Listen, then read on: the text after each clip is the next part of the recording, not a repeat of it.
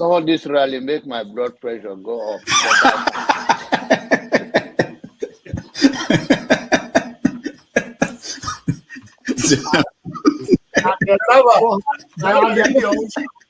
And the people are a platform for him who are supporting him. So you should get a filter sometimes. Filter your thoughts before you say. I'll continue to take blood pressure medication. Why are you getting high blood pressure, Jonava?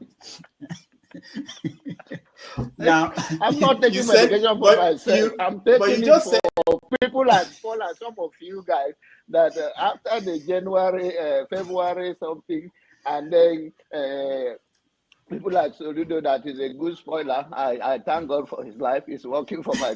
And I am ready to die defending Nigeria in whatever way. When it is God's time for us to go, it is and you not took my going time to to be God. You are ready to defend Nigeria. I gave you my time. No, I'm coming. Alexi, hold on. You already started. What I'm saying, defending Nigerians is this. I gave him my time and he's using it to defend No, sorry. I'm sorry. I hope that Nigeria wins. I'm never going to wish any president evil so that I can say I told you so. No, I won't wish them evil. I hope. You see, I'm not praying. There's no point. I can't pray for Nigeria to be fine. I only hope that Nigeria wins and Nigerians win. Because if you choose a dodgy doctor who has a dodgy record, who has, all sort of accusations leveled against him, to say this doctor, we think he's done this, or this doctor, this surgeon, yes, he's a senior surgeon, he's the most whatever surgeon, but there are a lot of accusations leveled against him. If you choose him to operate on you, and you tell me to pray for you that it doesn't kill you surgery, what's the point? I can't pray. You might make it, you might not make it. My prayer won't change anything. So I hope Nigeria and Nigerians win during Tinubu's 4 years. Thank you. Thank you. Uncle, right? I have the right to address you the way I like. You don't know what she already did to me. So learn to control your emotion, right? That is the only thing I'm going to tell you. But if you don't want to control your emotion and you insult me here, I'm going to insult you 100%. Okay. You understand? You cannot insult me on a normal ground. Fiscally, you can't insult me, right? I will treat you like a child. If you insult me physically, I will handle you like a child. I don't care your age. You understand? You are powerful over the camera, so you can say whatever you want to say, but you can't yet say it to me physically. You understand? I will handle you like a kid. Can we arrange the meeting ground? Can we arrange the meeting ground? So learn to control your emotion. You understand? Please don't take him out. I also have a right to respond because you mentioned my name. There's no need to take him out. All you have to do is to meet them or something. And you're taking too long to manage them. Comment. What did you say? Comment. I know, but he mentioned my name, so I'm asking to respond to him. When he gets your time, No. He mentioned my name. If you want to make it rowdy, I will take you out. Take me out, you son of a bitch. Take me out. You think you're a big boy because you're moderating. Take him out, please. Hello, come on. Don't use such word now. Don't forget, that state is now an oil-producing state. So they now have derivation, if you are not aware. So if you want to speak for anybody, please do not defend a Kalata like a Yabelo. Please do not. Okay, let me respond to him. 1 second. Do not defend a Kalata like a Yabelo. Do not. All right, thank you, Mohammed. The people of that state. Can I respond to him? No. Then go to hell. Rudolph, go to hell. All right.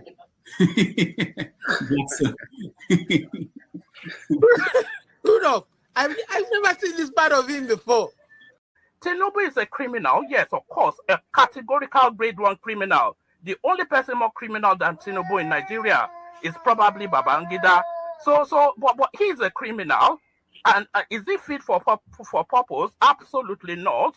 Should Tinubu be the president of Nigeria? Categorical no. Is there a better option than him? That is subjective. So show me who.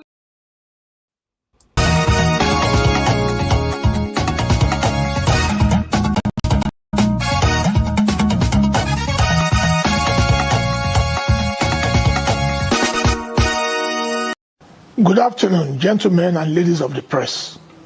here present. My name is Olasukomi Inde Marshall, also known as KWAM the Ultimate. I am here to make clarification of the incident that happened on the 5th of August 2025 at Nnamdi Azikiwe International Airport local wing while about to board aircraft from Abuja to Lagos. The incident is highly regrettable because I have contributed the better part of my life in the past 50 years to the growth and development of Nigeria, my country, art and culture, both in and out of the country. I've been a good ambassador of this great nation, in and out, in very many ways.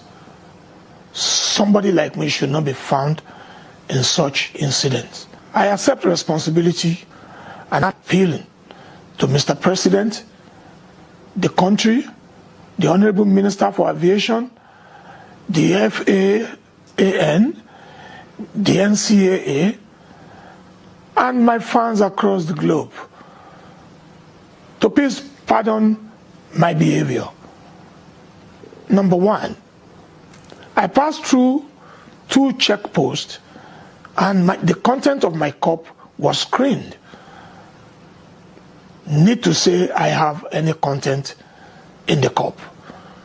Until I got to the lounge while awaiting the boarding of the aircraft, I pour water in it because of my health situation.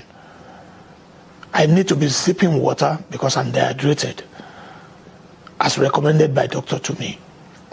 Like I said, I take full responsibility of all incidents.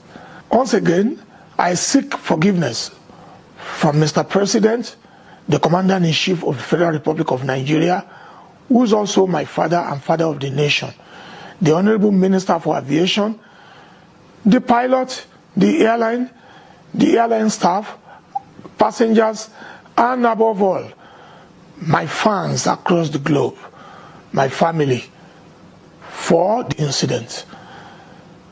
My love for the country is unshakable. I am still the darling ambassador of our nation, and I'll continue to carry the banner of this great country everywhere all my life. Thank you once again. Please accept my apology.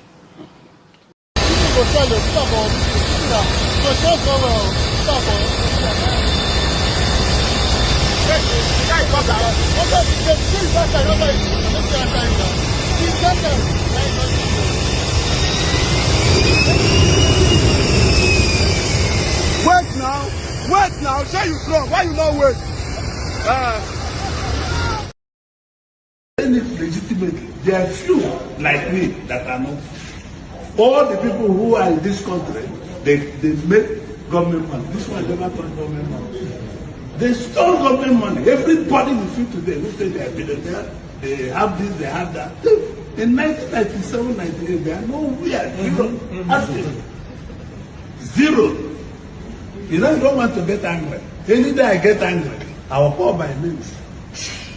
We were there last night. I told you, I said, stop using our dollar. Let us see how they will. Because they have no business. Let them stop using our dollar. They are stealing money and changing to dollars. They pack dollars in their house. How can the economy be well? It's not possible. Wow. Wow. Wow. Wow. Nigeria, our country. It is fine.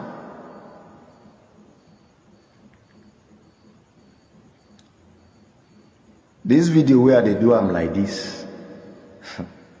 And they do this video. And they dedicate this video from the seat of councillor down to the seat of president. This video na for una. In fact, to all our leaders, now no see person just do work for 3 months, you know, even each a month, It will be 3 months. Nigeria president is signing 160 million for each person. All the players, they are 24 if I am not mistaken. 160 million for each of them. And all the coach, they are collecting 80 million. 80 million. All the player, president give them 3-bedroom flats, each of them. And a Nigeria soldier, #1 security of this country, money where they pay him from the very day where the person go join army till 35 good years. That is when you have luck to serve the 35 years. Plus the one where they will pay you, say you don't retire, may you go rest. If you join them together, you know rich money, whether they give those gears where do work of 1 month. The money where they give each of them now, join them together, the trophy where they even win, you know richer. They say they make Nigeria proud. A soldier that have been suffered, die, some of them no return, go their village with their hand. Some no go with their ears, some no go with their two legs, some no go with their spinal cord, some died in the bush like animal, bed in the bush. Animal eat their flesh, they were nowhere to be found. Money whether they pay them for salary. A private soldier that pass out today, money no reach 110. 110 that he no reach. Before they go even pay that money, all the stone and the wood, all of them go cry before the money go come. And person will just work for 1 month, they collect 160 million plus apartment. Wetin soldier do now? Wetin soldier do the country? When the whole die, when soldier they die, some go join today, they don't even chop 1 month salary to bury him as a hero. Money no day to bury him. Some no even chop 2 months salary. Money no day to bury him. A senator, they collect 29 million every month. Money where soldier work for 35 years, you know even rich money where senator they collect for 1 month. Those years now, they collect 160 million. Because they win the trophy, and the trophy no even reach wait till the gather give them. Plus the one where governors donate together. Well, the only thing when me at the thank God be say, nobody they bribe death. If death come, nobody they bribe her. Take this one, I beg no kill me. Take this one, I beg no kill my children. You know, if you don't come, you don't come. You never tell Buhari don't go. I want see person who go right and see as Buhari go there, now him be president for there. I want see the person who go right and come up read them. The way that they bring animal husbandry, Bobo history, Bobo for the country. See, if Abacha no fit carry this word, this country, go grave with them, go day for there, nobody go fit do them again. And as still they talk this thing, one day God will climb horse, enter Jerusalem. That's the way that they sing Hosanna, Hosanna, Hosanna for freedom, happiness and joy. God will command Israel from the hand of Egypt that time. That the same God will locate Nigeria one day, where military go come out from civilian hand, where joy go day. One day, God will use one civilian for there, go still use them for Nigeria, when Nigeria will see better. House where soldier they sleep for barrack, even a senator dog will not go fit enter that room.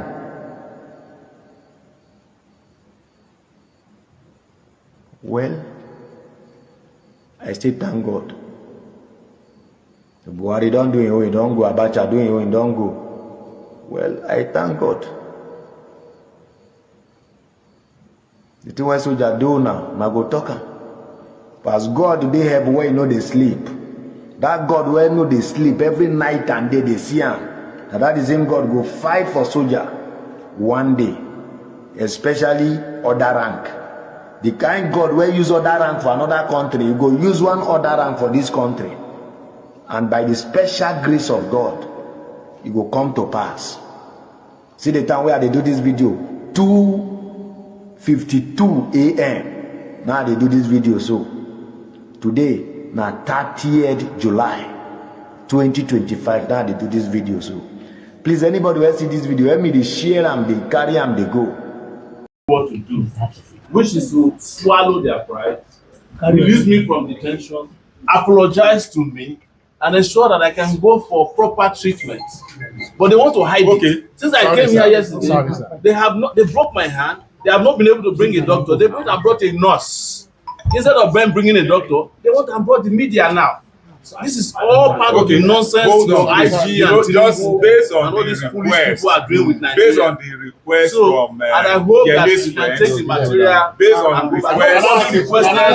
Nobody requested for media. They are the ones who brought it. And I was expecting it, and I've been expecting it. Hold on, this please. Is the height of foolishness. We have it on record. The IGP based on and the president of Nigeria. I'm ashamed of the president of Nigeria. That under his watch, Nigeria has become this kind of foolish theater.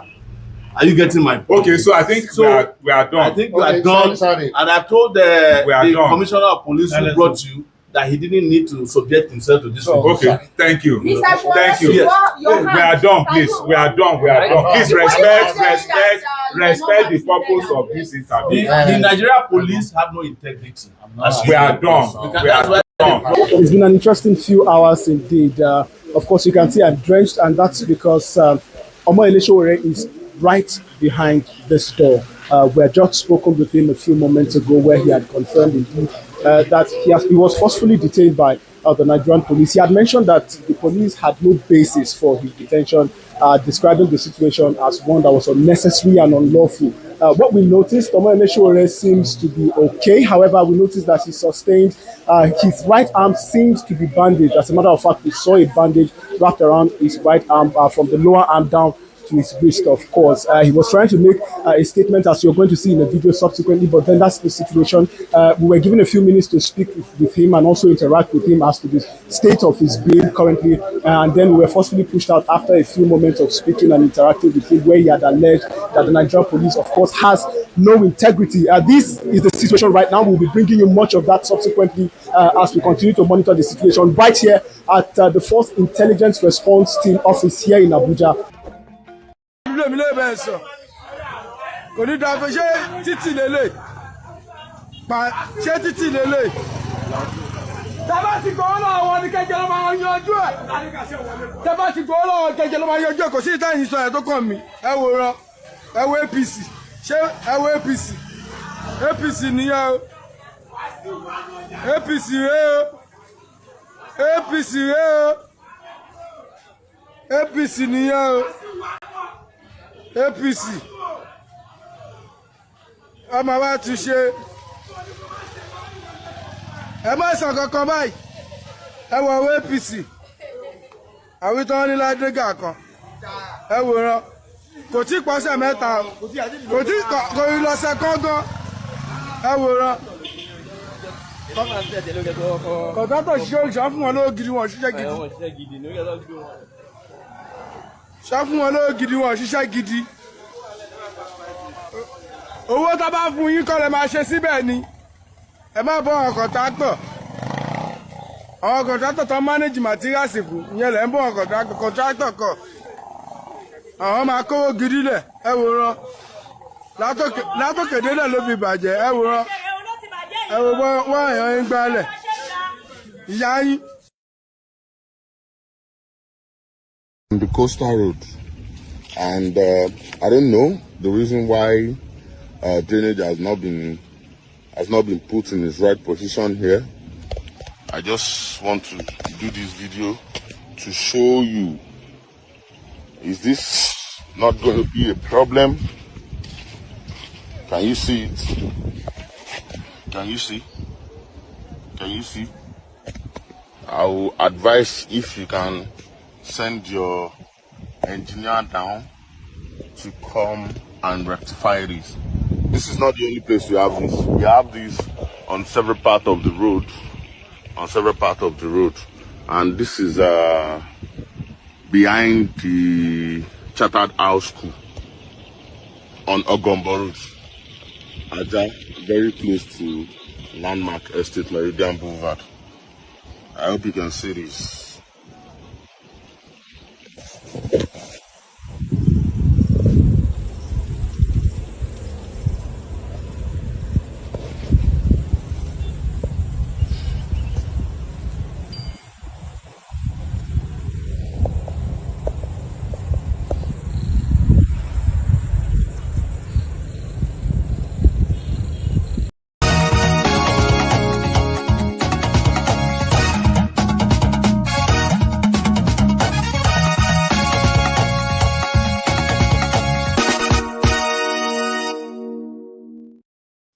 Hello there. It's good to see every single one of you who have joined us for this special broadcast. I say special because every day as the day go by, we see a new side of Nigeria that we've not seen before. Should I say that we are becoming a wonder of the world?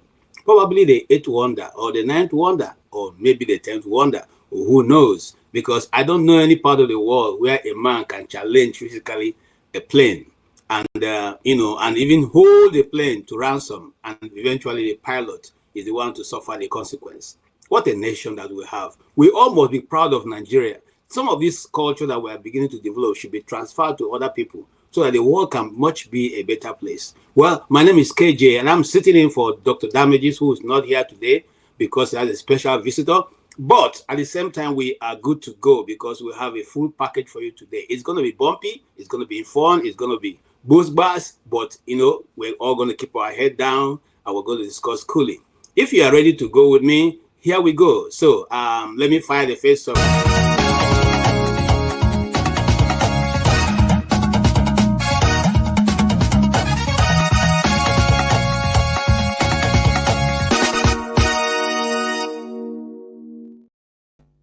Hello, welcome, Mr. James. Mr. James, you've been on the backstage all this while, and you saw some of the videos we have watched.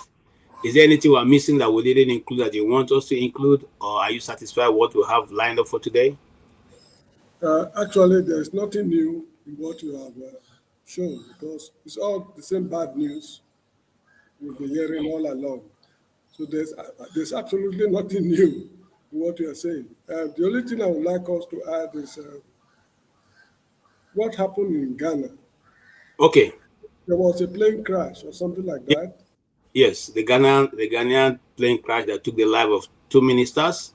Yes, to demonstrate to you that all African countries are the same. When the plane crash happened, about 8 people or so died. Yeah, 8 people. Packaged their bodies and flew them to South Africa for DNA tests. When there are so many qualified, in fact, overqualified DNA experts in Ghana, they took the bodies to South Africa. So that is Africa for you and me. Like Dr. Damages will say, Africa, who do this thing to us? So in Ghana, they can't find a competent doctor or doctors to, certify DNA. They could not find it in the neighboring Senegal. They could not find it in the neighboring Togo. They could not find it in the neighboring Benin Republic. They couldn't even find it in Nigeria. They had to go all the way to a white. No, but you are even going too far. At Kolebu Hospital in Ghana, Kolebu Hospital in Accra, virtually all the doctors there, if I'm not mistaken, have an idea of what to do to find out the identity of those who died in that crash. I mean, anyway, that is Africa for you and me. Yeah, so this is open. If you are there and one of our guests or either online or thereabouts, please, you may want to come in and tell us why the Ghanaian authority felt that their doctors are not able to do a simple DNA test to ascertain who is who, since they were born beyond recognition. Now, I also want to say that the news coming out of Ghana about this incident is very sketchy. We don't have even a video. That's why we didn't line it up, but we are aware and we were following it. And we want to sympathize with people of Ghana on this occasion concerning these incidents.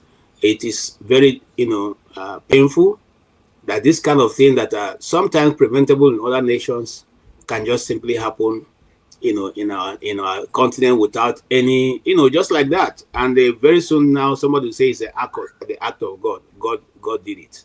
God allowed it to happen.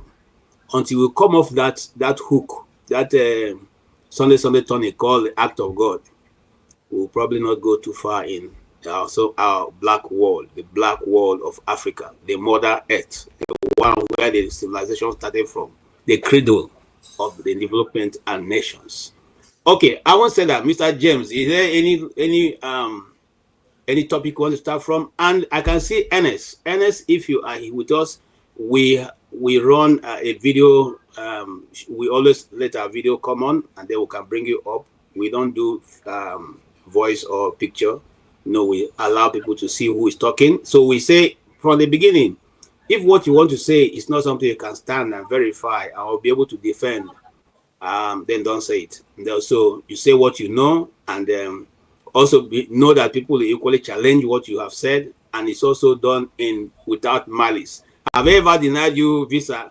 If you go to the American embassy or the British embassy and they want to deny you your visa, they will say denied without malice or without prejudice. So whichever one you choose, we are here. When you bring your suggestions, we will interrogate it, we will discuss it, and then we will conclude whether we accept it or not. But it's your view, and your views are welcome.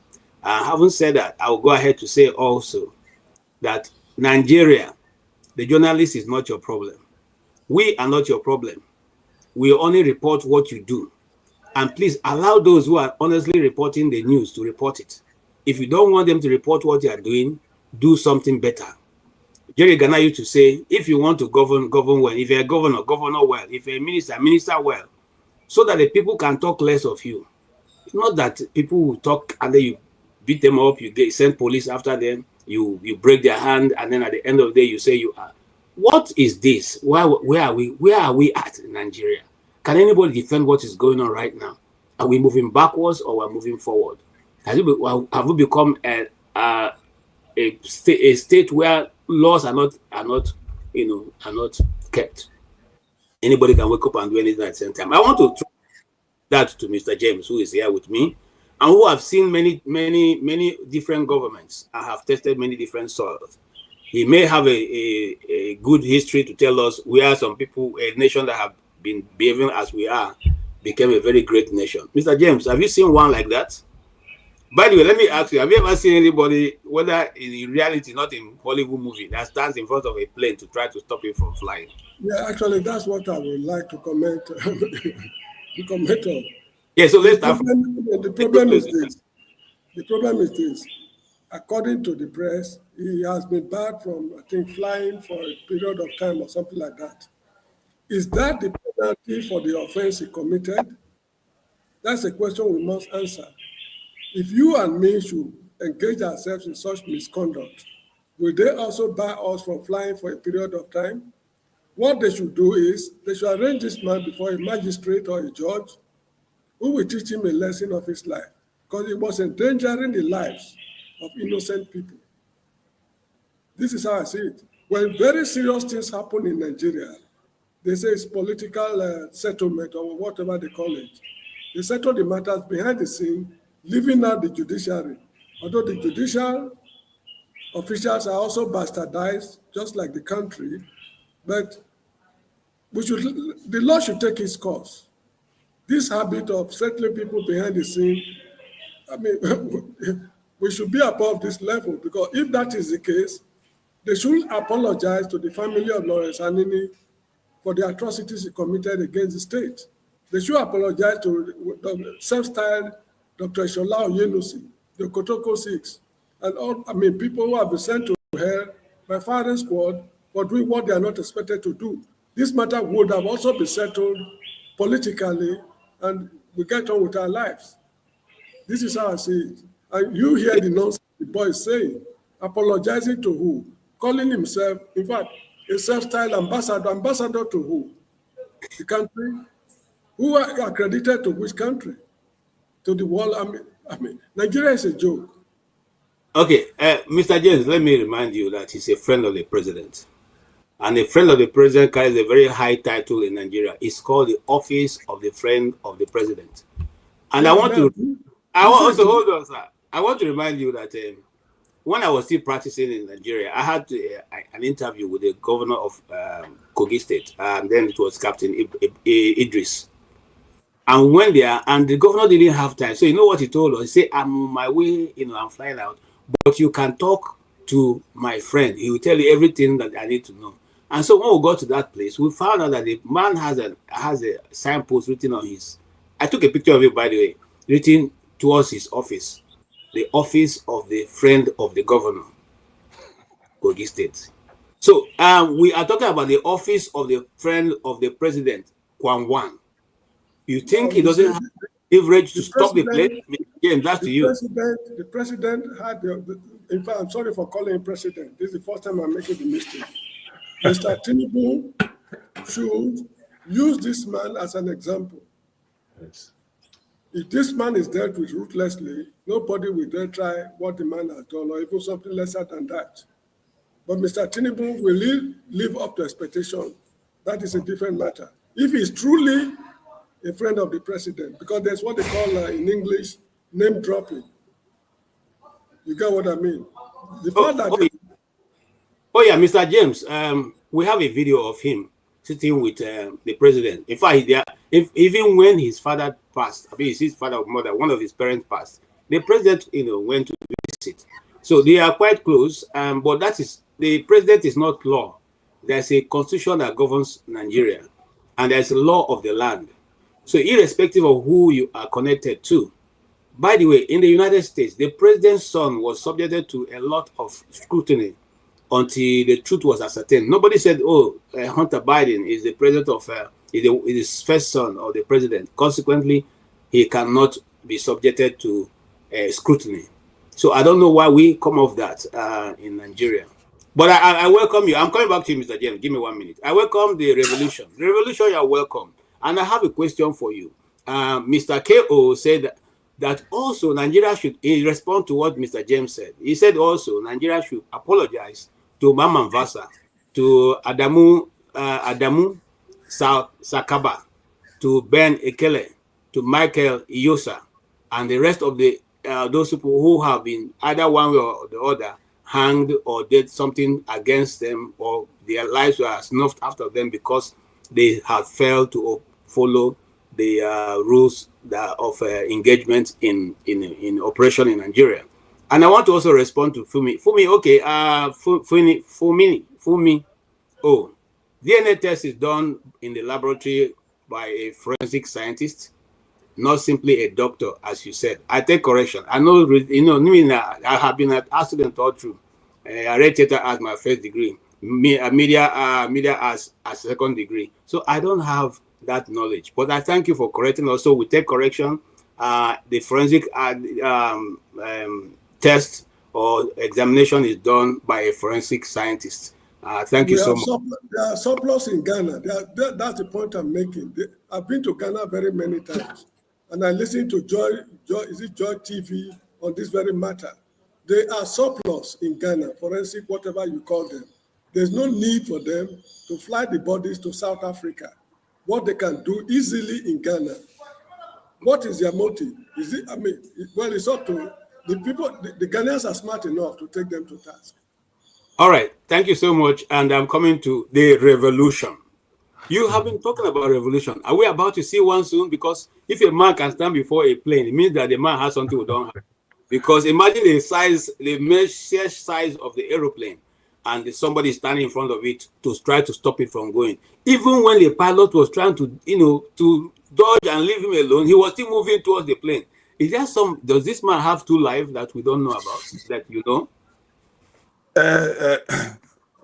Yeah, good evening, KJ. Good evening, Mr. James, and our viewers and our supporters. And you see, KJ, when you ask this beautiful question, you will find out what we have been talking about. Nigeria is to me, because I know what drove me away from Nigeria. I ran, in fact, I said it on this platform. I ran away from Nigeria because as a young boy growing up in Lagos those days, KJ, you cannot believe somebody where we say Papa get car, where they no go ever carry you one day for that car. One day they will not even give you lift. He go to oppress you for the area. Car.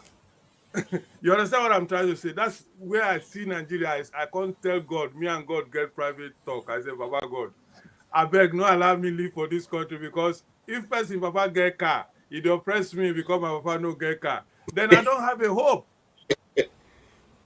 Car where they not go carry me one day inside, though. And they don't feed me, or they don't know anything. You know what I mean? When I meet for street, he go expect you say, now you for greet and force. Your padio. So make I come answer your question. You see whether that man gets special life. Not only Nigeria, things like that, or in Africa. Make we not even take Nigeria. Only say people, a lot of African countries are copying from Nigeria. Because I've hustled many West African countries. Even as I'm telling you, if I want to relax now, in Gambia, they go relax. Some people, when they look at my character, they doubt, are you really in Nigeria? Because I'm not going to lie you, I told you one time here, I decided to change. Now me talk, look, finish, I said, but I don't want to be Nigeria again. So I started changing. As I changed, so all those Nigerians were near me, they hated me. Seriously. Waiting this one show. So when you look at waiting that stupid, I have to call it what it is. That stupid guy, we're supposed, by now, like Mr. James said, he should have been arrested, facing prosecution to be sentenced. Because what he did was above, there's no, so he means that apology where he give us now, he believes that now he has cleared himself. And it will happen in Nigeria. That guy has cleared himself. Don't clear. They've told him just go and apologize and go and sleep. So when you say Nigeria system, that's why when we fight for revolution now, it's overdue. We know what we are saying. All this way Peter Obi then they do and all this thing, okay, we know, okay, na so. That will not change Nigeria. Nigeria has to be overhauled. It's just like an old building where the year of existence now 100 years. Not be to break up Nigeria, because I believe Nigeria is supposed to be one. But they go bring down the house, come rebuild them, come set standards. Because that guy there for Europe, they tell you, say, it just be like if they travel now, you reach where they check, they go tell, oh, sorry, sir, you can't take this. You no go even fit talk, you go just agree. You straight, you go just keep them aside. But he thought saying that by force, because he don't bribe two places where permit them to pass. He can't reach where the people where go carry responsibility they tell us, Oga, you fit don't use Boju for those ones here. But here, this liquid no go enter plane. He show us who he be. You don't know me. You know Nigeria, they say, you don't know me. This guy, now he do there. You don't know, say I be president, friend or brother. So for me, what that guy did, if they not punish that guy, just like Mr. James say, all those people where they kill, say they do something, they have to, those people, they have to pay their family money too. Because what this man do, now a big offense. It's an offense that international airline people say feel bound Nigeria in some ways, because if they can allow this, and let me land with this one now. I heard they are blaming the pilot. Now Nigeria to Nigeria. Now if the guy thinks saying be waiting, the pilot was trying to show him also that, well, if you think say you mad, wait for me. Aside that, I want us to consider this before we go into his video, his apology. Now, the pilots, I was talking to some people yesterday, and they said if you are sitting in the cockpit, there's a level in the ground that you cannot see. So the pilot probably thought that as she had moved away, turned away, the man didn't continuously to follow the plane. You understand? And again, I want to also say, I think the lady, you see, there are many levels we can assertion blame to this KWAM 1, so-called KWAM. One of those levels is this.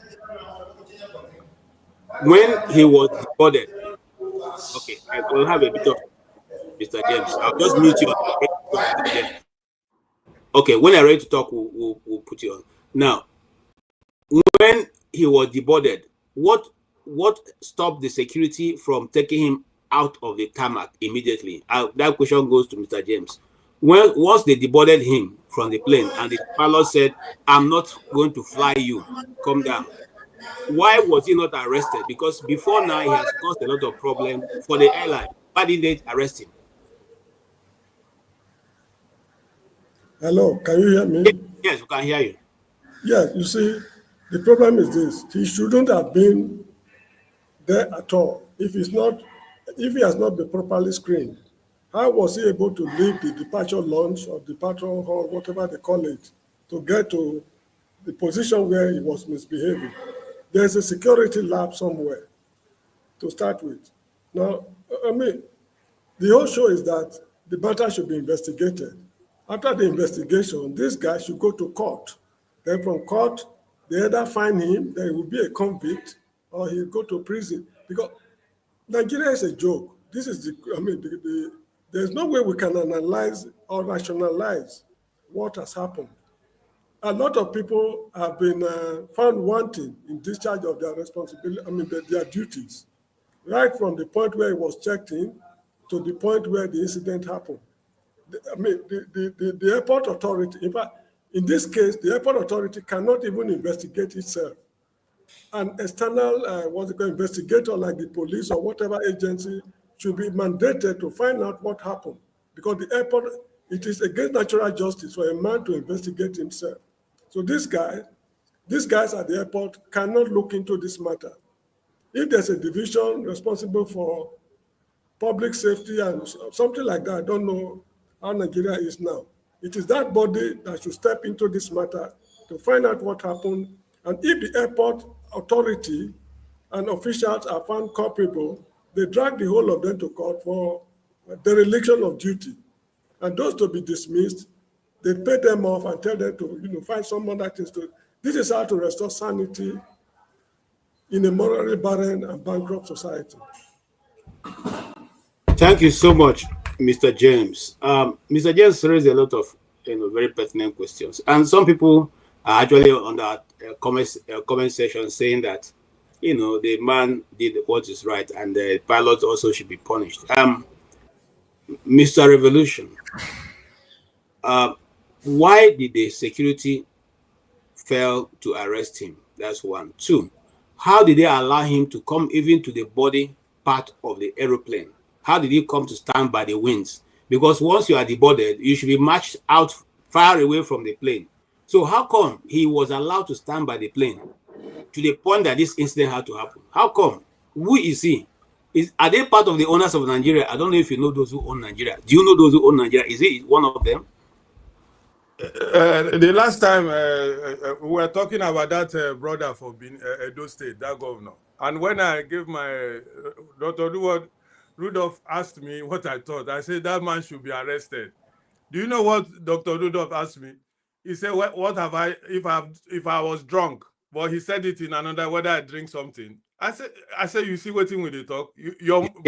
My answer now. You think I did drunk? Yeah, Adams Oshomole was able to do the same thing. In fact, he stopped people from even leaving at the airport. And today, another man wants to hold the plane. Are we not great people? This is greatness coming in a different style. Yeah, so to answer your question, for reason I tell you about that Edo guy, where I thought the guy supposed, I gave my judgment straight, but doctor thought I have drank something and I'm not talking normally. This is the same thing now in this question you asked. How did that guy get there? You understand me? I started by telling you maybe he bribed. He told I had this apologized statement that he has passed 2 checkpoints already prior to coming to where he's supposed to now. That place where they sit now, where we say you are now satisfied to board. They no go do again. No lay your passport, they go check, you enter. So those two places where don't tell them to pass, he settle them there. Or they feel say, these people na you know Nigeria na Yoruba go say àwọn tó nílẹ̀ rèé o, àwọn ọmọ aṣíwájú, you know those kind of Lagos talk now. They not go even check themselves. So these are the things in Nigeria that we are talking about, KJ, and it's a very serious matter. We feel they talk him like this, but what happened that day was because he nearly lost his life too. If you saw that picture, if not be say maybe God enter in mind, say you dey craze, where he bend down, it should that's a wing of that plane for finish himself, because if you saw it closely, he managed to dodge to save his life. So it's a serious matter. So Nigeria then gets Igbo man. You get one song where Igbo people they sing, and then over there.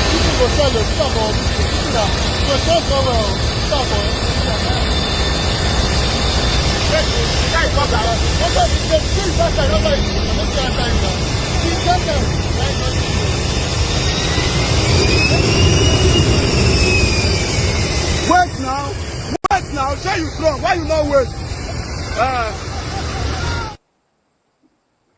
I think you see what I said. I saw there. He nearly lost his life. So this is a very serious matter. Like Mr. James, they pointed out. All those people were there for duty that day, we allowed this type of nonsense to happen. Instead of them stopping it at the right place, should be all of them that then they go back. As they have go allow, where is the professional treatment? Where they for airport policies? This airport policies na international policy, then get rules. So if you feel break am for Nigeria, that means you can kill people on just because of who they be. Forget so someone like doing own. Everybody keep quiet. Now big boy. This man too is a big boy. He told us say now they represent Nigeria international. So in his own way, he's a big boy too. So Nigeria, sometimes we're supposed to wake up in that country. Not be where everything they take put for nose, they take put for eye. So I'm coming to Mr. James. Mr. James, is this a big man syndrome? Is it that KWAM, as he's popularly called, is also at the same level as a senator? Since he's an ambassador, he has been representing Nigeria in many ways. And so right now, Value Jet wants to leave him for not obeying the rules, and he insisted that the plane cannot move. In other words, if they had other passengers, everybody should wait, because KWAM, who is a representative of Nigeria, who is an ambassador of Nigeria, who is a musician, who knows the president one-on-one, and also has an office of the friend of the president, should now stop the other people from doing their legitimate business. Is it a big man syndrome? Well, it's a mark of stupidity, the way I look at it. Because if I'm a friend of the president of a republic, I will not even allow people know that I'm a friend of the president of the republic. A lot of things goes with it. Because if they know I'm close to the president, drug traffickers, murderers, gun runners, and what have you, they like to use my influence to commit atrocities because I'll be able to talk to the president. So if I'm close to the president, nobody will know that I'm close to the president of the republic. Now, here on the comment section, Mr.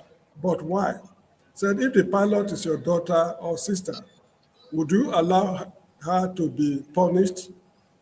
I want to remind the person something. During the days of Tunde Idiagbo, when Muhammadu Buhari was president of the republic, I think head of state, I can't remember, of the republic, Tunde Idiagbo had cause to arrest and detain his in-law, somebody married to somebody in his family. The person committed some atrocities, I can't remember. I think in high school those days. The person was arrested, just like any other person. That is how to maintain law in the country. Because if this thing happens today and nothing happens, tomorrow, greater things will happen. You get the point? People have gone to the central bank vault in Nigeria, open it, and loot the money during Muhammadu Buhari's time. Nothing happened up to today. So when horrendous atrocities go unpunished, what else do you expect? In fact, we're even expecting too much from the government because we've tolerated more horrendous atrocities against the state. I mean, there are some video clips I was listening to when they are trying, what's it called, coup suspects in the past. For one reason or the other, which are inexplicable, certain coup plotters are exempted from being executed. I listened to certain video clips. I can't remember the name of the man. He's good at interviewing military officers. Is it Oboli or something like that? I can't remember his name. Light complexion. I was listening to some army officers who committed, treasonable felony against the state. Somehow, somewhere along the line, behind the scene, they are excluded from those to be punished either by firing squad or whatever it is. And in fact, this reminds me of something funny that happened during that era. During the Dimkas coup that killed Murtala Mohammed, 2 military officers were declared wanted, and down till this day, they have not been found. Usman Daudu and Clement Yilda. What happened to them? Were they secretly executed? That's a question as a nation we should be looking into, because these atrocities were committed in February 13, 1976, decades ago. If these guys escaped, as they want us to believe, where are they at the moment? Why have they not returned to their families? Their families don't even have any clue about their whereabouts. Just similar thing also happened in Ghana. There was a man, Amadeka, who was involved in coup plot. No, this was murder case of the 4 judges. Up to today, to the best of my knowledge, I might be wrong, he has not been found. So these funny things happening are marks of banana republics. Let me put it that way. So now in fact, to take Mr. James's word, this banana thing is becoming more real. In fact, right now, I don't even know if we're still banana republic. Maybe we'll be getting to what the Igbos call Johoro. Johoro No, Republic. plantain republic, not even banana. Banana is more delicious than plantain. That's what I said, Johoro, Plantain Republic, because the Igbos call it Johoro. So we are now going towards that direction. Because I can't imagine in any other nation, and I'm coming to you, Eagle Square, welcome. In any other nation, the media and everybody would have been on this story and bring this guy to justice. But instead, certain people in the media are finding a way to blame the pilot. They are saying, you shouldn't, it's against the practice. It's against your practice. Nobody is saying how long it took them to get that man even out of the plane. Nobody is saying why is it that he came down from the plane and is on the tarmac and by the side of the plane, a plane that you already know it was cleared for takeoff. Since the individual was not allowed to fly, why bring him down and why leave him by the side of the plane? Is that a normal practice? Eagles Air, because you're Eagles Air, I think you must know a lot about air. And is that what they do in India? Good evening, everyone. Long time, KJ. Although I used to be in the comment section for a long time. Thank you. The problem is that Nigeria is like a cracked egg, waiting for opportunity to yawa. And this incident that happened, the first day the thing happened, I saw the video. What occurred in my mind is what Oshomele did in the airport. As long as till today, nothing was done to Oshomele, another person will do the same thing. That is Nigeria for you. Who know who? Where are you? Which position are you occupying in Nigeria? That's the reason why. Because I don't see the reason why a human being that have blood in him and water in him will just go and stand before the plane that they want to wage. Is it a car that they want to wage? In fact, I must say the truth that the pilot, out of the training that the pilot has, that he tried to endure. Frankly speaking, when I was in Nigeria, there's something that happens to me. You know how Nigeria used to drive? Because I was born and brought up in Aba, Abia State. I was moving to my shop early morning with my car. You know how hold up used to be. One guy from nowhere come and hit hand on my car, on the bonnet of my car. Bye. Oh, but what is happening? He said, I should stop, let him pass. Before God and man, I moved the car to hit him up. The only thing that saved him that he jumped out of the road. So the pilot exercised a lot of patience to make sure that he avoid any incident or any problem. Out of profession, they have taught. Naturally, that young guy, immediately he did that thing, what they need to do is the court security authorities to come and handcuff him and remove him from that environment immediately. But because Nigeria is a plantain republic where rule of law does not prevail, where they do not recognize rule of law, anybody can act who and who. Now, when I go further to the inquiry concerning the young guy, K1 or whatever he may call himself, I found out that Bola Ahmed Tinubu invited him specially when he was doing his birthday. So, because he's a friend to President of Nigeria, that guarantees him the attitude that he is a bit on that very day.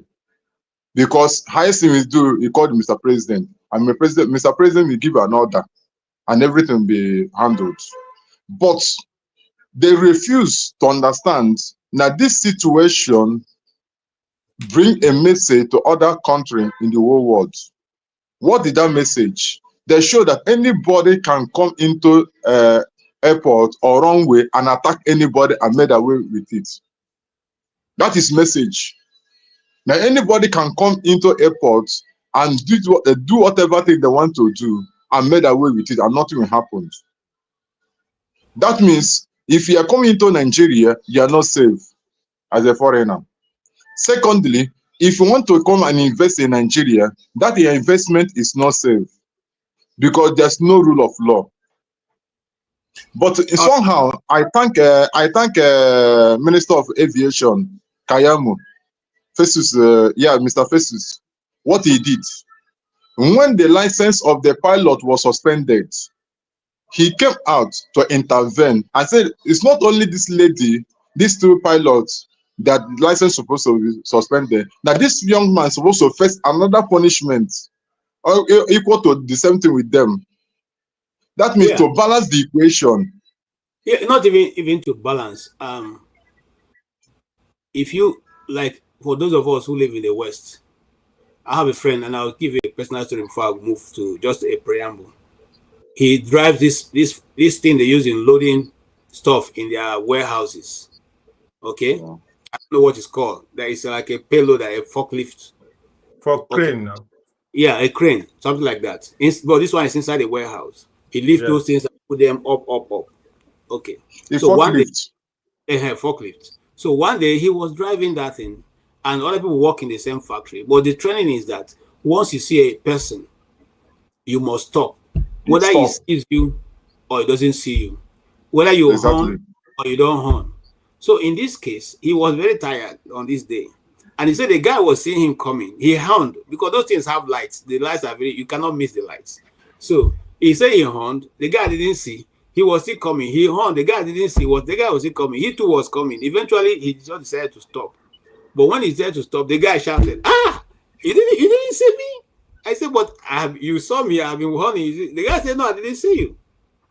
Eventually, now I'm telling you a story. He was the one who was sacked. And what was the reason they gave? That he was being, he endangered the life. Yes, he endangered the life. So for the pilot, yes, I don't think she deserves to be suspended. I think she should be warned. Why am I saying that? Because she also endangered the life of those people standing at the tarmac. But what do you say? Yeah, a lot of the blame go to the security and the passenger, but some blame also will go to a lady who has over 10 years experience in flying and also a daughter of a politician. So what do you say, Revolution? Do you think that she acted a little bit hastily, or the Nigerian mentality just kicked in to say, look, to hell all of you, man? KJ, you know, this is a special case. Anything coming out of Nigeria is always a special case. If we go deeper, you will find out that maybe that pilot got an order, higher order. Just move. We have given you order to move. If the guy refused, move. We know Nigeria. Somebody might have told the girl, maybe the girl say, what are we going to do? They say, move. You know what I mean? So the situation now, that is why Nigerian situation, that's why me personally, as a person, left Nigeria. It got to a stage that I couldn't believe it. Anything goes in Nigeria. And the people that is destroying Nigeria are people of authority, people who know the law, or people who made the law themselves. You understand me? So if they want to blame the pilot now because of the professional antics where she's supposed to follow and all those type of things, they can do that their own. They fit do whatever they want in Nigeria. But one thing I want them to take away from this incident be say, if you think say you dey mad, Nigerian language, if you think say you dey mad, say you can do whatever you like, then somebody else can also do whatever they like. You understand me? Because you take your power, beat all the security men, and if you watch that video very well, there was a time before the plane said begin move where that stupid idiot was talking to two security men where wear yellow vest, something. Where they tell them, who said that? He was bragging now. Who are you to, something like that? Who are you to tell me? They have tried to calm him down. The security was not able to arrest him because of who he is. And the pilot, as a Nigerian is concerned, make we die. If you want die, we go die. Now him settle this matter. Whether they try to blame the girl or not. This is a Nigerian situation. And the girl, the pilot lady, has done what she's supposed to have done in that situation. If they lie, may them take her license. But the message to these bad people has been given. Point. Thank you. Thank you. KJ, 1 minute. KJ, please, 1 minute. KJ, Okay, please, 1 minute. What I'm trying to say in effect is that in every profession, there is some characters I expected them to display. For instance, if a pilot, based on the training, and this kind of thing happened to the pilot, I want to act professional. What a pilot need to do to say that she's not moving any place until this person is removed from this place, and she come down from the aircraft. I mean, she stepped out of the aircraft. He found out that people began to protest about it. The movement she make is not the right movement because it's very, very terrible. It's not, that movement is not professional. Like somebody like Daddy Freeze have a hammering on her on in different platforms, saying all sorts of things against her, but without recognizing that she's a human being. And also, everybody have an emotion, but as a pilot being trained, you have to control your emotion over every situation, everything you do. So if the pilot determines that she's not moving any place, nothing will happen. Best thing to do, the security and authority of airport need to step in and do what? And remove the person because of who is who, because of the kind of person the man is, K1 is. That's why they neglected a lot of things. Thank you. Okay. Please give me a second, KJ. Oh, just a second. I'm not going to waste time. You see, when we are talking about Nigeria, there's something that really makes me piss off, where they make me the anger. When somebody do wrong, Nigerians go begin to find loopholes, professionalism, this and that. The lady reacted the way she's supposed to react because this thing will only happen in Nigeria. You understand me? All this way they talk that the phrase, I was listening to him. Now they want to blame the pilot, say she should have acted professionally. There's no professionality in this issue. The issue was big manism, like you said. Somebody was trying to show, say, I can do whatever I like. And the pilot is trying to send a message that if you think you can do whatever you like, I will break my professional antics and show you, say, that madness, not only you get them. That's it. Okay. Thank you. Thank you. I understand where you're going, Revolution. And let me tell you something. To be honest, I love the pilot. I just have to say this. You see, if our nation have people of courage, I'm telling you, like that, if we don't change, go far. Because what is the problem with Nigeria that we don't call off the bluff of these stupid people in power? If we call their bluff off, like this lady called that bluff off, irrespective of what it takes. And I'm saying that with due respect to the people who are standing the tarmac, because in the first place, there was no need for them to be by the side of that plane. The plane, and I have an expert here, so who is going to comment to that? But the plane's wheels, that the wage have been taken off. the pilot have been given clearance to begin to tax, and then a certain individual, by his authority as a very big man who owns half of Nigeria and has been entertaining Nigeria for so many years since Nnamdi Azikiwe was a small boy, and now he is standing and holding the plane with his own hand. So tell me, what Paul is here. Paul is an aviation expert, I can say, I know, at least he knows the rules and regulations. Enlighten us. Are we making mistake that this man's bluff was called off? I think the man make several mistakes, but at the end, the captain also make mistake. So before an aircraft takeoff, remember this word. We always use the word captain, and we use the word pilot. It's not a two different English like the way we say American English and British English. They both work together. He's a pilot. You understand? When he gets to that aircraft, when they finally cleared him, go, that's when he becomes captain. As at all those while, he's still a pilot. You understand? The marshaller, look aircraft very well. You see the light is on. Aircraft don't have trafficator, don't have side lights to go left, to go right. It is the marshaller who marshal you, tell you to stop, to do everything. The marshaller is the person who will tell you when to leave, not you leave on ground. Ground traffic operation, GSE, ground operation units. That is one. Then the second part again, you, the captain, you will take clearance from air traffic control. And while you are taking clearance from air traffic control, you also tell air traffic control that everything is clear to move. I need your approval. Then air traffic control will now give you the approval that everything is clear. Thumbs up, you can go. Then you wait for the marshaller who stand in the front of the aircraft to also give you thumbs up. You are good to go. I don't think she told ATC, air traffic control, that everywhere is clear for me to go. I need your approval. That was when she made mistake.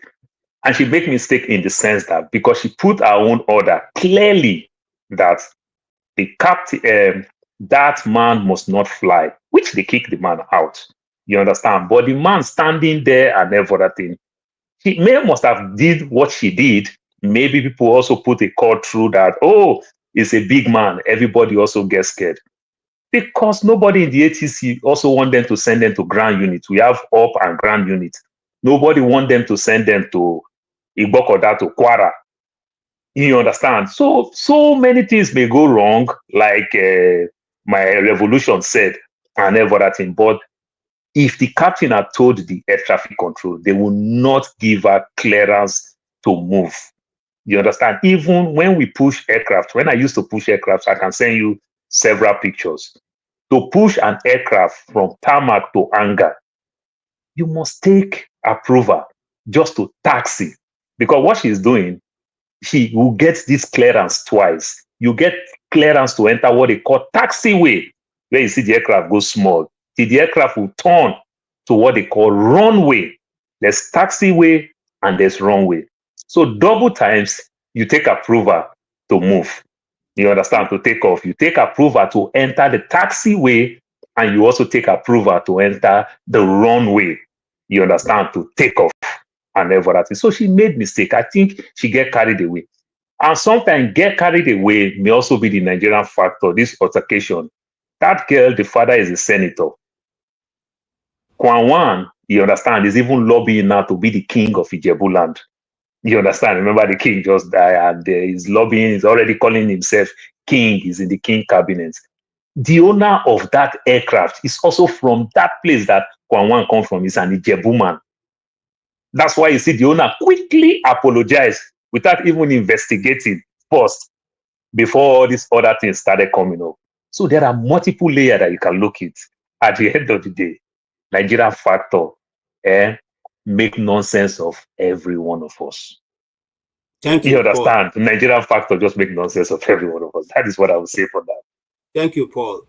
The husband of this lady is also a pilot of an repute.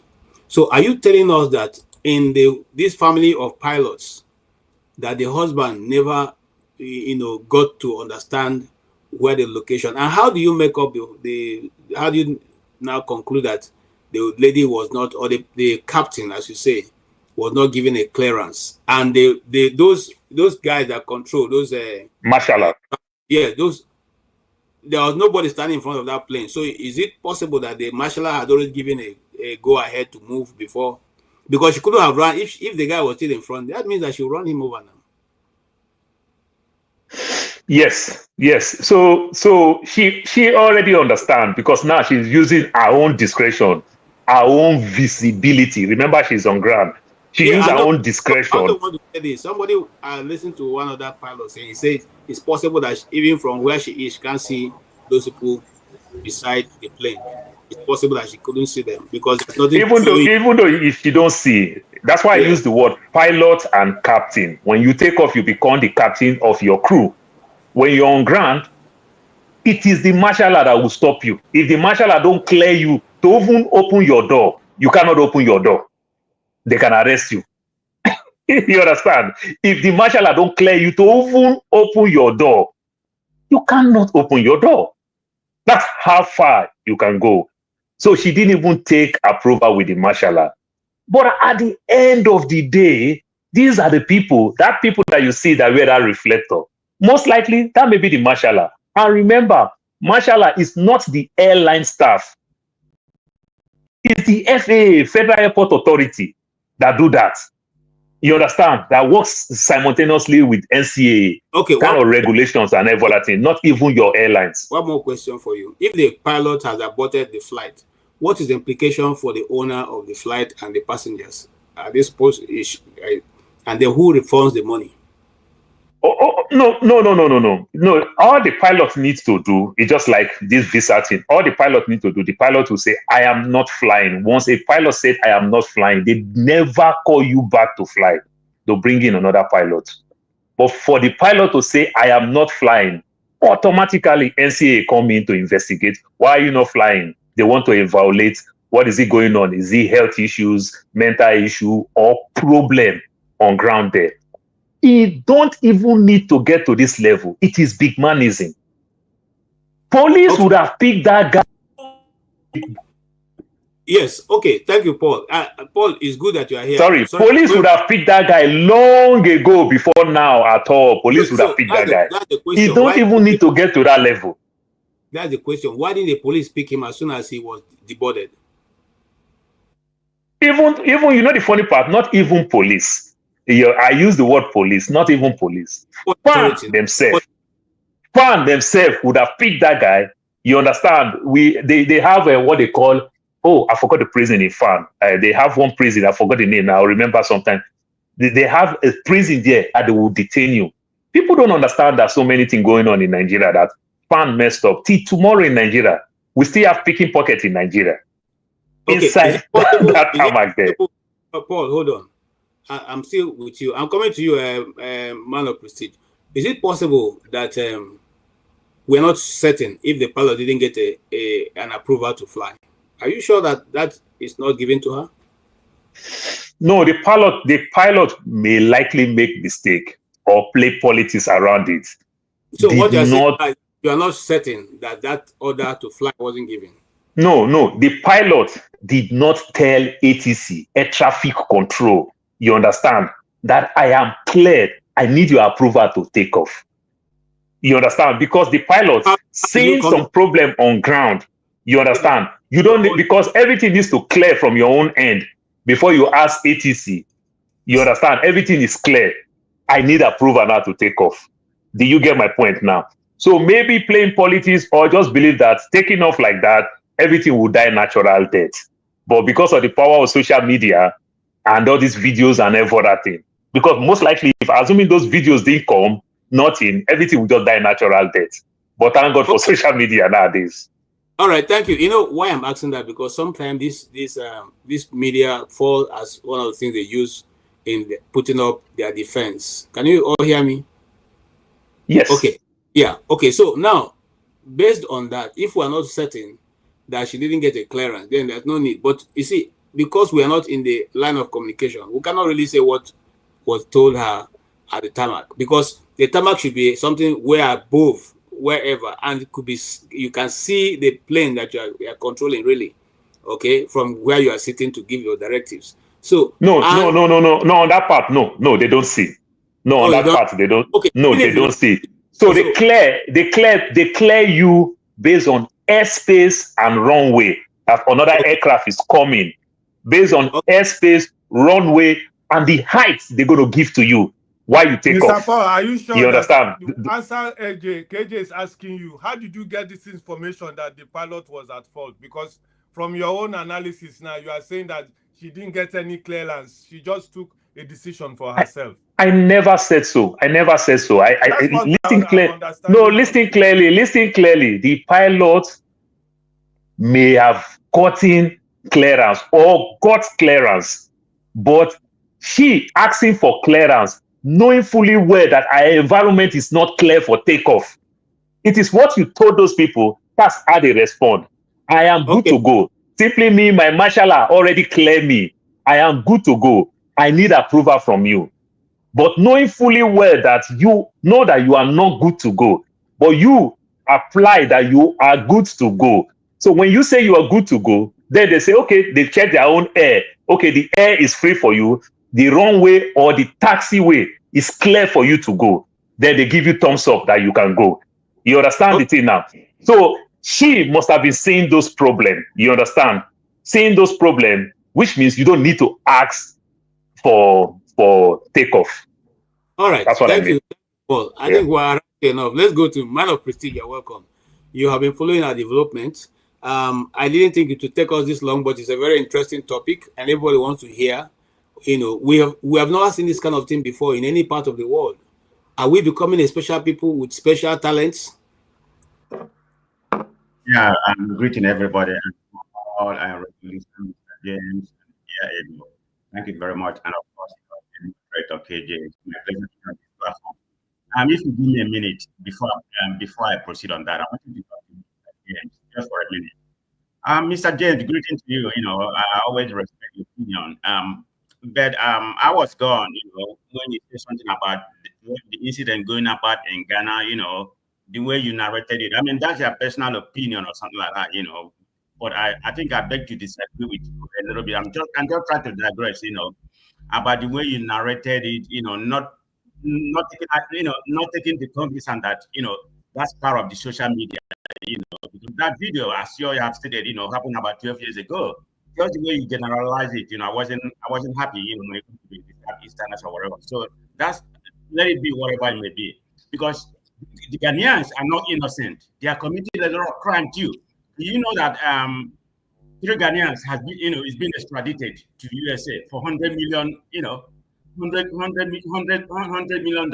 As of today, go and find out. I'm just saying, they commit a crime. I mean, crime doesn't know tribe, it doesn't know anything. So everybody commit crime. So the Ghanaians are not innocent. If you look at recent what's going on, they've been committing a lot of crimes. You know, go and see the kind of car they were driving, the 3 that was being asked to be extradited to USA. I mean, big cars, you know, Rolls Royce, Lamborghini. So they commit crime like any other person. It's not just the foreigners that came there to commit crime. So part of it could be politically motivated. I'm not here to make excuse about those people, you know, whatever that man did or whatever. We know it's an old video. So I just want to make a comment that, you know, the Ghanaians are not innocent. They are equally as guilty, you know, they commit crime as Nigeria. But the problem, the only difference is that their population, which is about 30 million or 28 million, you can't compare to Nigeria. So, you know, to multiply 2 or 3 times, you know, the kind of crime, you know, they commit. So I just wanted to make a comment. You know, I had their narrative in that about what he said. So that's all I have to say. I don't have to defend that. You know, I just want to make a point. In reference to what actually happened, there's many facets to what actually happened. You know, you need to go deep and understand actually what happened. Okay, the guy has apologized. According to what he said when he boarded the airline, you know, the contact was clear. You know, when he boarded the check-in area, the contact was clear. So he decided to, you know, fill it with water because he has some medical issue. You know, that's why he has to feel, and it was a flash that he feel at the water. So when they asked him, so they thought it was an alcohol or whatever. And moreover, there's a lawyer that came in and said the flash is bigger. It's supposed to have something smaller. You know, there's an average of the content of what you have to have, and you have to show it in a transparent, you know, that is water. So they confronted him. He said, "Do you know who I am?" It was exactly that's what he said. "Do you know who I am? You can't tell me what to do." I mean, this is the problem. I'm going somewhere with this. This is the impunity when it comes to Nigeria people. You know, what happened to Shimoda, we don't even know. That has not been investigated. Being a senator. If it is here, it has to be investigated. The ethics committee will see actually what happened. But right now, that person has died. We don't really know who is guilty in that, you know, in that regard, whether it's the ARPs or Shimoda. But anyway, so he was having a confrontation, you know, with the staff or whatever. They say he come board, you know. Then I think it was the captain. The captain has been there for he has been an air pilot for almost about 10 years. But he used to fly for Air Freight before he come to Eric. Something that happened. People were saying maybe the lady know who who he is. Because we see him when he was, you know, when the lady was flying value jet. The guy was displaying the same kind of humanism. Was walking majestically. So the captain had the history of him. So when she came down to confront him that, you know, you can't do that, you have to go through the protocol. Who are you to pour the water, the content of the water to the captain and everybody that was there? So he broke the protocol in all regard, regardless of what happened. Maybe the captain has a blame to be blamed in that regard, but according to what she said she got the clearance. Paul, you know, Paul is somebody who is very specialized in that area. So Paul, when she got the clearance, is she not supposed to move? Is she not supposed to take off? Let me know before I proceed.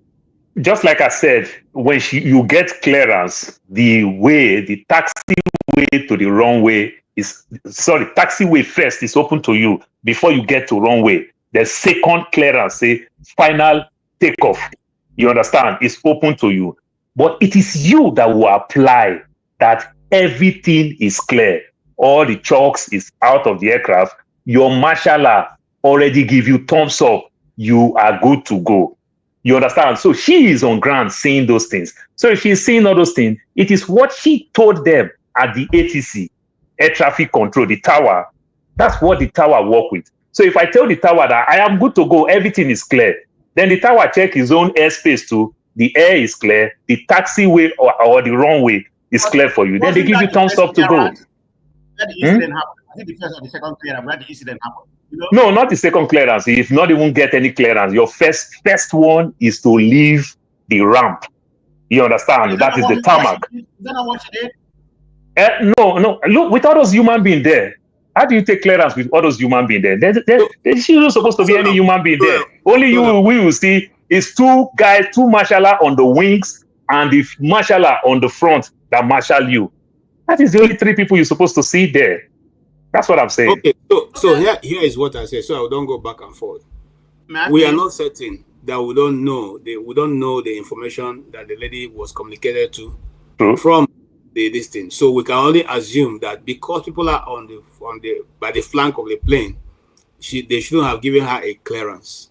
We are also not certain why this individual. No, KJ, put the word well. You shouldn't have asked for clearance, not they give you. You ask that they give. Mr. Paul, don't defend this thing. I'm not defending. I'm not defending. There's plenty blame to blame KWAM. I'm not defending. We need to move. Yeah. I completely agree. I mean, I see where Paul is coming out, you know, because that would endanger not just the passenger and everything. Because if the man was there, you know, she didn't get the clearance or whatever, she had to do where she had to go. I mean, you can run over that man and nothing can happen to the plane. I mean, everybody there, you know, I cannot look at what the guy was doing. And man of prestige. In aviation, we call it FOD. Once you see any foreign object, you call tower. You understand? When you see any foreign object, you call tower. Seeing any human being, I hope you know that Nigeria, people go open your this thing and steal bags and everything. When you see any foreign object, you call tower. So there's a lot of FOD around you. That's what I'm saying. Can we make progress? People are speculating because of the previous experience this lady had with him when she was flying Harike. Those 2 years. So she's been flying for about 10 years. She just became a captain in recent years. And had experience. The video is there where this guy KI was walking majestically at the airport, when she was flying the flight. So she had experience with him already. I don't think that have made her mad too in that regard. But anyway, nobody knows what happened. But she needs to take certain blame. But this guy. Yeah. Hold on, man of proceed. One of the things that happened in Nigeria is that if me and Paul now get altercation, the people will come back to this video now and say, they have been even quarreling on this thing. You see, this thing that happened now, not be today start. All that is just speculation. Because as a captain, and what I know as a captain, you really have anything except those nice ones who stand by the door to greet you as you're entering.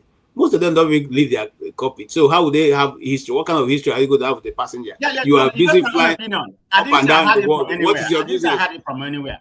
But I'm just saying, the lady had no, it's not possible. I'm not saying that he's doing it because of that. It's just that's my personal opinion. I don't know. Let me conclude why I'm saying that.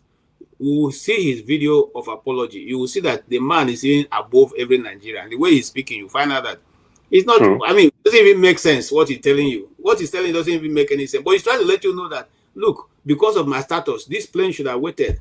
By the way, it's an Egba man who owns it. So what? Everything has rules and regulation. It doesn't, you see, the moment, I used to tell my son, the moment you begin to leave the regulation and rules given to you on this thing, then you cannot now stand to be justified. Always be on the side of the rule. What's the law on this? Apply it. It doesn't matter.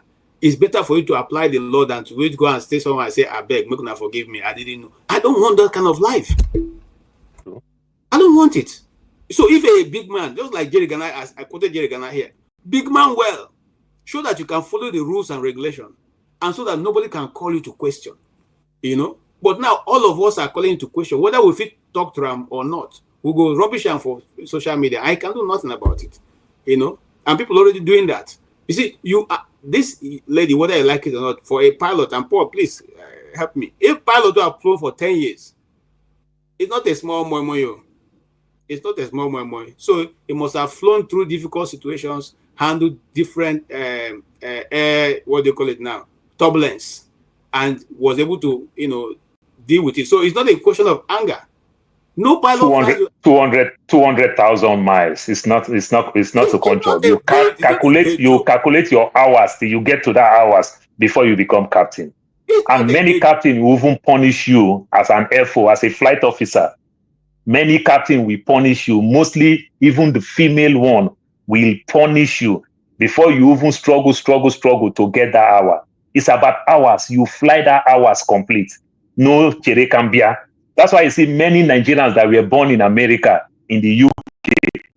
You understand? They will school in the UK, America. They come back to Nigeria. Because even America is up to 500,000. So they quickly run to Nigeria where it can even be easy. But it's still not easy because Nigeria is a small country. So you only fly 1 hour. But remember US now, you can fly from Boston to Honolulu, 12 hours in one country. You understand? You build your hours. But it's not easy. It's too strenuous. So pushing all those hours for you understand, from the flight officer to get that your 4 bar, it's not easy. You go through a lot because some captain, let me deviate a little bit.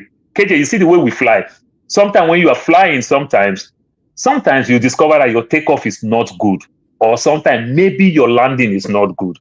When I fly, if landing or takeoff is not good, if my loved ones, anybody complain, I tell them, don't complain. You are encouraging somebody.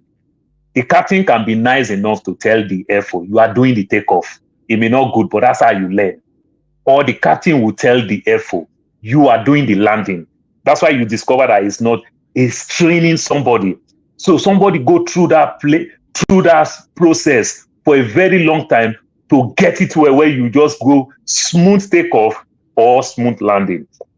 So it's very, very strenuous. It is tough on them. And remember, these people, they evaluate them. They check their brain. You understand? No level of alcohol. Sometimes they put you, what they say, they put you on pool. Standby captain should in case anything happen, which means you will not drink, you will not party, you will not do anything. That profession is tough. It's tough. It takes a lot from you. So that's why if I would say anything in revolution, just understand that the captain did everything right, but we're all human beings. Maybe she just snapped at the ending, which we all do. There's a way we talk. They say me now, just go use the F word on you. Then later, regret, why did I even use that word? Does it really matter? You understand? But I already use it. I just think that's in my thinking. That is what I think happened. She just snapped a little bit. Go ahead. All right, Mr. James, let's hear from you. Let me conclude. Okay, conclude. You have 1 minute, just 1 minute. Yeah, let me just conclude. So, Paul being an expert in there, I think I completely agree with everything Paul was saying. I mean, the lady has been flying for about 3 years. Like I said, she became a captain recently. And being a daughter of a senator from Osun State from 2003 to 2007. I mean, I'm not putting that into context, but she's a daughter of a senator. They haven't said that she has an experience to a certain extent.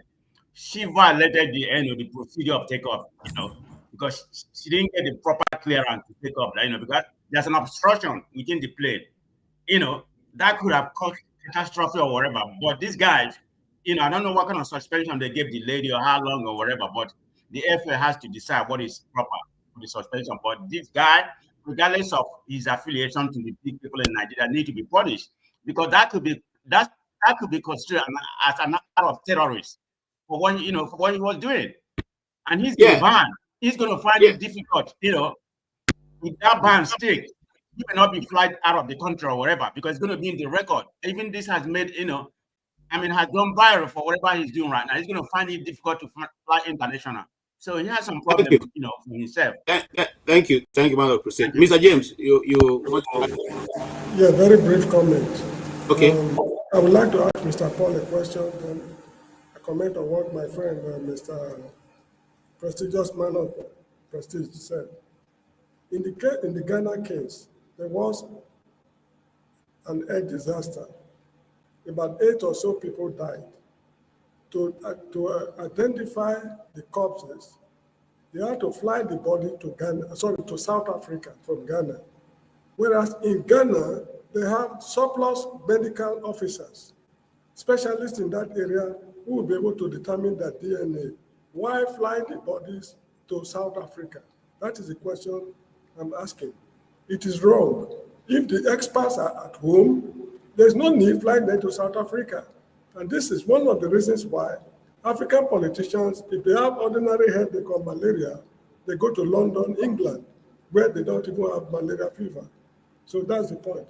Please, Mr. Paul, will it be right for FAA to investigate this matter, or they should look for an independent body? I am asking because FAA seem to be at fault. They cannot investigate a matter involving them. So an independent body, it can be, I don't know, they just have to look for an independent body to investigate FAA, because FAA itself as an institution could be found wanting. Officials of FAA in their private capacities could be found wanting. So this is how I think this matter should be addressed. Thank you. It's simple. It's simple. We have what they call Accident and Investigation Bureau. You understand? It's because of there's human being there, there's a foreign object, and she didn't request, and she take off, and she left, and every other thing. So Accident and Investigation Bureau will come in. They are the one that will look into it.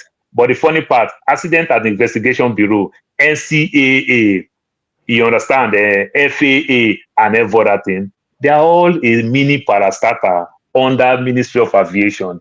It's even a shameful thing for the minister to even discuss this issue. Yeah, I'm telling you, it's a shameful thing. FAA would have ended this matter by arresting this guy, hand over him to the police. Simple. You understand? For them not to do that, they already messed up the whole thing. For them not to have arrested him, that's why they started dropping the ball. In the first place, in a developed place, in a place where it's not a zoo, where we are talking about, when people are, in fact, they have marshals inside the plane. So when you become a problem inside the plane, those marshals will immediately take you down and handcuff you and take you out of the plane. And from there, you take prosecution. So now, every aircraft, no marshal inside that jet, and even when he was dropped, Nobody came to pick him. That he had to even go and hold the plane by the nose, hoping to. Oh, what are you trying to do? You know. Anyway, this question is coming to Ovie. He may have a political solution to it because Ovie has a lot of political solution to what happens in Nigeria. Your uncle, Kwangwan, was trying to stop the plane. He wanted to hug it. So, but the pilot proved to be too, she's too sophisticated to be allowed to be hugged. They didn't want him to hug our plane. So he decided to take it off. Have you had this? Does this happen where you are in California? Well, where are you, by the way? You are everywhere you go, according to MTN. Have you ever seen this kind of thing happen before? Was it, or do you think it was a movie? Nollywood movie acted in the airport. What do you think about it? Wassalamu alaikum. Malaikum salam. I don't know why they look for our trouble. Have you ever seen my governor of airport before? These are rich people. These are rich folks' problem. How you want me to relate? They travel. They don't those people. They travel. They travel. Granite chef. And this is why they talk. So this is now problem. It is the educated one expose. The criminal that claim this airport. If you go my village, I guarantee you 2 out of 5 people never hear airport. They don't hear now. You know what it is. So. What am I trying to say here? I think Paul don't do justice to everything, right? Yes. One aspect where I will link to Paul is when he talk about the native power tussle in their village, who won't be king and all that, right? He alluded to that because I'm somebody who don't believe in coincidences, right? So when I actually see the headline and it's in a KWAM, I was like, KWAM. No, this one no be. It's not an accident. No, be a mistake. I mean, it's not a person will be say on a good day, na private in supposed to fly private. So that's the question. Why didn't he buy private jet like his brother? No, so this is so I can come if you like. I can come whenever you like. I enter. As far as I'm concerned, this one is inside. Waiting they happen, so no be say it just happened. K1 and 1, if we actually look back to 2023, now 2023 going towards the election, now one public public sector I will call him, but notable guy who come out notable celebrity. Yes, who celebrity. Come out and he worked hard day and night, right? For me, from where I'm seeing things, maybe they never, they never look inside. He's trying to get the president's attention, right? I mean, you might say, oh, must he go that far? But at least everybody is talking about it now. He has come out and apologized. But when Paul talked about what, he knows now waiting up to be that boy, he said that could be something, factor, which is the owner of the airline, now from a village, from village, and he wants to be king. These are power moves. Right, so because other than that, I don't see anything where Kwangwan would do. Like just imagine say see I'm playing out the video. If they tell you, you're not going to even believe her in the first place. Say at that point, say play one hit them. As in, like no, it's I mean, Moku know just to analyze and say somebody technical mistake or whatever. No, this is pure family issue playing out. When I mean, not necessarily a problem, but now they are Bola Tinubu president. We still don't understand that any Yoruba man has the license to do and undo, and nothing will happen. Shout out to Show. Okay. Question for you before we move on, because we have dwelt on this for almost 2 hours. Do you think? Yeah, this is a conspiracy theory, man. Hold on. Okay. It's philosophical. Can you hear me? Do you think that I can hear you. The federal government should charge him for terrorism because and hijacking of the plane? The last thing where I talk, Bola Tinubu is the president. Every Yoruba man is licensed to do whatever he or she wants. Excuse my Yoruba, and nothing will happen. Like okay, thank you. I didn't hear. Who will investigate who? KJ, they are the movers and shakers of the country right now. I hear you right now. They are the new Fulani. Thank you. Anybody want to add something before we move on? KJ, 1 second. KJ, 1 second. There's something I want to chip in. because there is something that Abike Dabiri wrote on the S when this young guy, this K1 apologized. So Abike Dabiri was saying that he need to be forgiven and all the rest of them. But in me, I asked a question. If it's an Igbo man that did this thing, this man did, what do you think that Abike will say? What do you think they will link it to? They will link it to P2B. They will say all sorts of things against Igbo man and P2B. They will say a lot of things to stand against him to make sure that they destroy his life. But if you watch all this while, all this that happens, none of Igbo, none of Yoruba people, clergies or politicians have said anything. They keep quiet, apart from P2B that tweet what he tweeted yesterday. Concern, okay, no, he tweeted concern Shuere that he tweet.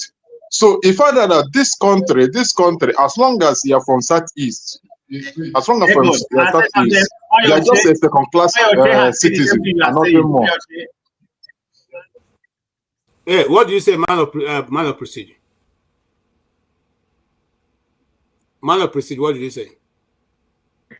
Oh, I think he's talking about Isaac Fayoshe. Fayoshe, younger brother, said the same thing that. Okay, I didn't want to bring that because one more I want to know was trying to drag us there. I ignored it because even though I had that question in mind, but you see, it's easy to drag an Igbo man to say. No, I was saying. Did you hear what I said? It's been I was racial. saying what Fayoshe said. Fayoshe said if this is an Igbo person, it would have been a different story. Yeah, Fayoshe said it yesterday. As the Fayoshe, the younger brother. Yeah, he said it. Yeah. So that's what I was saying.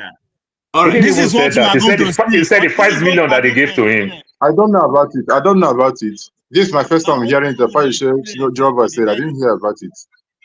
Okay, so what? For the next 8 years, I'll be waiting with the power. So welcome. I mean, not be here with the way some people launch airline with our money. Launch airline. Rent airline, no launch. Rent airline, rent. So there until today, those people are still working free. All right, let's move on. Let's move on. You don't need to analyze it too far. You understand? There are some things that is in your face. You don't need to analyze it too far. You just put one or two together. May another person go try what any man try so. He go to apologize for inside jail first. Okay, gentlemen, we have a lot to talk about. This is a royalty. Calm down. The man is a royalty. Yeah, KJ, I'm so sorry. Please, 30 seconds. I know I spoke a lot on this issue. You can imagine, just imagine if you, KJ, the way you are sitting down now in your own home, then they say the president is calling you. The first thing for you to pick the call, you see president is calling you. You call your son, say, they video me while I'm talking to the president, then you put the phone on speaker. Then you release those kind of video that I'm talking to the president now. Hello, sir. Then you put phone on speaker, then somebody video you. Then you let those video release in the public and everything. This is the stupidity with power. But this lady said something that I like, where Mama P said something that I like very well. Say, if you are a celebrity, when you go where people celebrate you, enjoy it. But when you go where people say, do your job, just simply do your job. You understand? It's not everybody that will celebrate you. You understand? Yes. They tell you, oh, God, this your gogoro today, no go pass. Maintain and that's somebody the cup. That's somebody you can buy the cup. You still they force yourself, say, do you know who I am? Because now me put Buhari, now me put Obaso Tinubu. Nonsense. For instance, Okpabolo doesn't travel with his normal herbs. He doesn't travel with it. He leaves it in his house. When he comes back, he continues with it. So we should all adapt. My mama said, now which they know which. So how you I don't blame her. All right, let's move on. You see, there's so much to talk about that I don't know how I'm going to manage it. You said it with confidence. Okay, let's move on. Let's move on. We have other topics. We have the Shores topic. We have the army guy who was complaining. We have the bad road in Lagos, which, maybe we should go to the bad road because of the one man who went to Mo. Whether he tell us that this also is an Igbo problem. Okay, let's watch this video.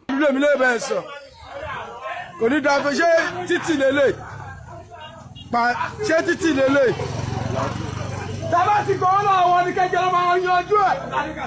Tabati golo kejelo ma yanju ko si tan so e to kan mi. E woran.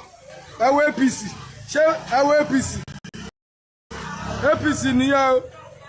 APC APC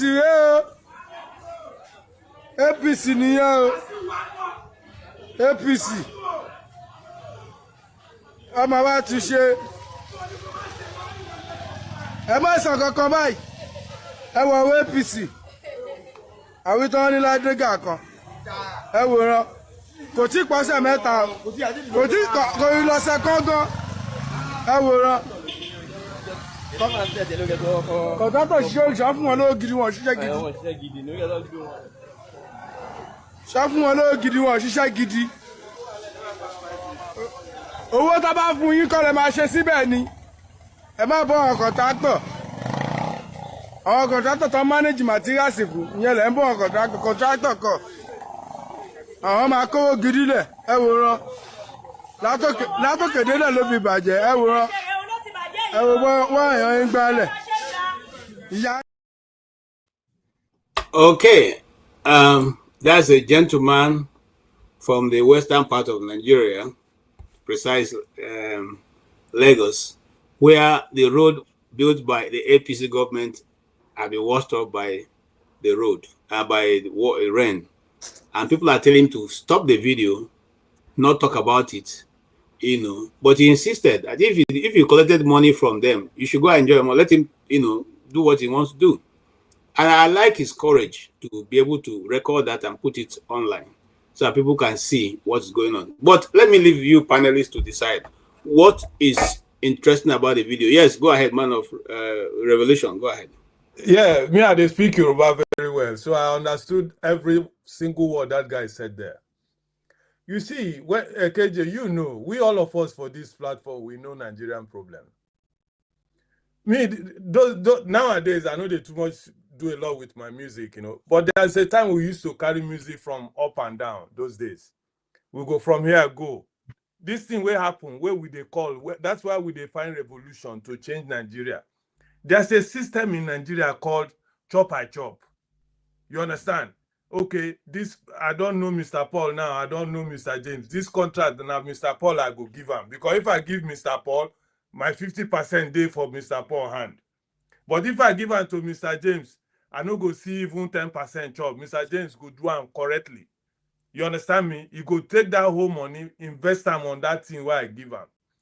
So, now it happen for this road, so. Paddy government, then carry the something, give somebody, they don't chop their own share. Now that what they talk for that video. They talk, say, what you know, the APC government, somebody come, they complain, say, what you they complain for? Not be the money where they give them, then take work. Maybe the road, then charge us 1 million. By the time we then cut, contractor, then only 200,000 he gets. And he have to do the job. He can't do road of 200,000. Now they complain. Why are you complaining? So this is the problem where would they fight, where would they talk of revolution? Because this is my last statement. If I disappear, they go work. So this is the problem of that Nigeria, where would they talk? Those days we go carry music, go Gambia. When we reach Gambia, we get all these our musicians where we know, we be instrumentalists, we go play. We go tell them when they arrange boys for us. They go charge us how much each boys go chop. You understand me? We go come calculate them for our budget, give them. Do you know what those guys will do? That money where they charge for those people where go play, they go cut that money to the level of, you know what I mean? The way they go cut the money, the boys now where they go carry come give us, they no go play well. When you ask some of them, they go say, "Okay, now waiting them, we play waiting them give us." You understand? So this is a Nigerian thing. This is not just APC thing. This is our problem. So if we want to solve Nigerian problem, there must be that revolution where we already fight for every day. So that all this our wayo thing go stop. Because everybody they suffer. Look at that road now. 2 weeks road, 2 weeks, so only 2 weeks. Nice road be like that. And we go they complain. So gentlemen, if we never change ourselves inside, all this one they blame APC, blame Tinubu. So many Nigerians, even some of them there for this platform, so they will do worse than those people. Thank you. Good night, brothers.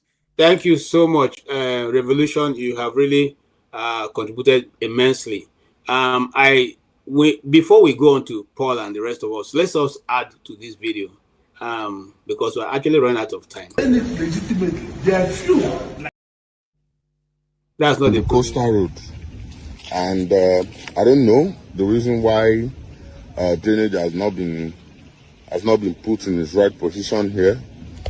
I just want to do this video to show you, is this not going to be a problem? Can you see it?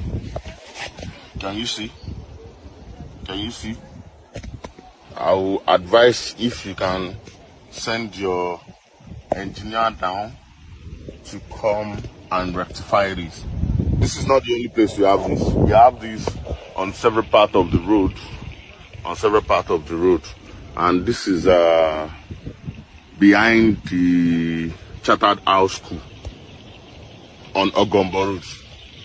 Aja, very close to Landmark Estate, Meridian Boulevard. I hope you can see this.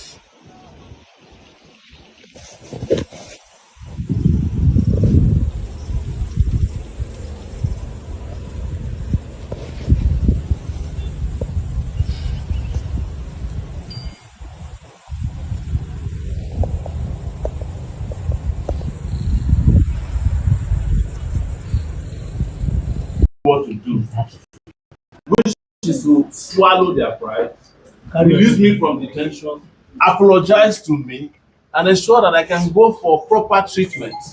But they want to hide it. Since I came here yesterday, they broke my hand. They have not been able to bring a doctor. They went and brought a nurse. Instead of them bringing a doctor, they want and brought the media now. So this is all part of the nonsense of IG and just based on and all these foolish people are doing with Nigeria. Based on the request from and I hope that you can take the material based on the request. Nobody requested for media. They are the ones who brought it. And I was expecting it, and I've been expecting it. Hold on, this please. Is the height of foolishness. We have it on record. The IGP based on and the president of Nigeria. I'm ashamed of the president of Nigeria that under his watch, Nigeria has become this kind of foolish theater. Are you getting my point? Okay, so I think we are done. I think we are done. And I told the commissioner of police who brought you that he didn't need to subject himself to this. Okay, thank you. Thank you. Yes. We are done, please. We are done. Please respect the purpose of this interview. The Nigerian police have no integrity. We are done. We are done. It's been an interesting few hours indeed. Of course, you can see I'm drenched, and that's because Omo Eleshowore is right behind this door. Okay. You all have seen that, Mr. Paul, you saw the two videos. But for those who are saying that Showore was playing, if you notice his hand is a bit swollen, his fingers, did you see it? The fingers on his right is fatter than the one on his left. I say that because some people don't observe and they begin to make comments. Whether they broke his hand as he broke his bone or they twisted it, the main fact is that the fingers here are a bit fat, whether it is totally squeezed or something, but it's a bit fatter than the ones on his left hand. I just wanted to put that in context so people don't come and say Showore has started again. He has not started anything. If you look at his hand, if you have your time, go back to that video and observe it, and you see that that's his hand. This is right hand is a bit swollen. The fingers are a bit swollen. All right, Paul, you have watched the two videos. One is the road in Lagos. One is the international East-West Coast Road that nobody in Nigeria could have built except the Tinubu friend and company. You have seen what we have been able to build. What's your take? And of course, you have seen our brother Showore. And whether we like it or not, for those who don't like Showore, I want to tell you something. If people like Showore in Nigeria, I know they swear, but we don't take on our eyes in when. I'm serious. Because in any society where I don't have people who ask questions, ask the authority, and say, look, if you finish, make it finish today. You don't get any mileage in that society. Go and check all those other countries who nothing happens there because they don't have anybody who can, who have the strength to say to the government or the authority in power that what you're doing is wrong. And I think I like him. He may not be doing exactly what I do, but I said on this panel many times, Showore is a great man. I can't do what he's doing. I can't. If I can, I would have not run away. I mean, like just small chase, now I can't there. They suffer, the cold, they won't kill me. That's more chicks. Arizona. Come Arizona. So, people like Shore are great people. We need more of them. You may not like his style, but we need more of them. I don't know what you say, Mr. Paul. Go ahead. I think let me just start with Shore, like you keep saying about Shore. I can't explain where Shore find his courage or love of a nation. KJ, me and you live in America. You see the way these people, they like their country. You see many houses, they put their country flag. They do all that thing. They shout America. They so celebrate it. People recite their national anthem. Make one small mistake, it will be headline. Say somebody make one small mistake. I strongly believe that 92% of Nigeria cannot recite our national anthem. I strongly believe we can't. That's how they like their country. Showore is here. Showore went to an Ivy League university. He even lectured, and he went to an Ivy League, Columbia. It's part of the 8th Ivy League university in America. He have a wife, he have a kid. He's been here for donkey years. He's supposed to be a citizen. He refused to take it. And then for that thing, he have all the chances to do well. He has the chance with his own Sarah reporter to make good money from it. He didn't do it. And then for that thing. So I can't thank him much. And the only way I can thank him is what he's doing, like you said, KJ. Because few people like this, these are people who fight for us that make the country great. All the stubborn people, we are the people who make the country great. Even though we say somebody like Professor Wole Soyinka, the Chuma Obani, the fellas of this world, people will call them name. If we don't have these people, most likely Nigeria will be Cameroon today. And everything. That's why we still fight government that you don't see this sit-down syndrome. Even though in military, we have people like him who fight. That's why military can come and even go. You understand? Because people stand up to fight. People don't stand up in other clients. So I give it to him. Talking about the road, some years back, they interviewing one of this general manager in Julius Berger. He already retired when he said they give them contract to manage 200 kilometers road. It's so funny when they say manage 200 kilometers from Lagos to Ore. Do you know how funny it is? Like 30 people give contract for one road. That is, government don't know Julius Berger. They'll give to one Alaji Dankwabo. They'll give to one Chief Okoya Thomas. They'll give to one Oloro Gutega. They'll give. Maybe one will pay, one will not pay. That's why when you see the road, they'll do one place, they'll leave one place. You wonder, what's kind of style in this one? Because this person hold back money. One road, everybody know Berger. That's why a good percentage of construction company, look at Costain, RCC, good percentage of this company, Berger, we are forced now to play the same politics to survive. That's why you can see somebody like Julius Berger that will praise that they do good work, will work with somebody like Wike. Is it not funny when you think about it very well?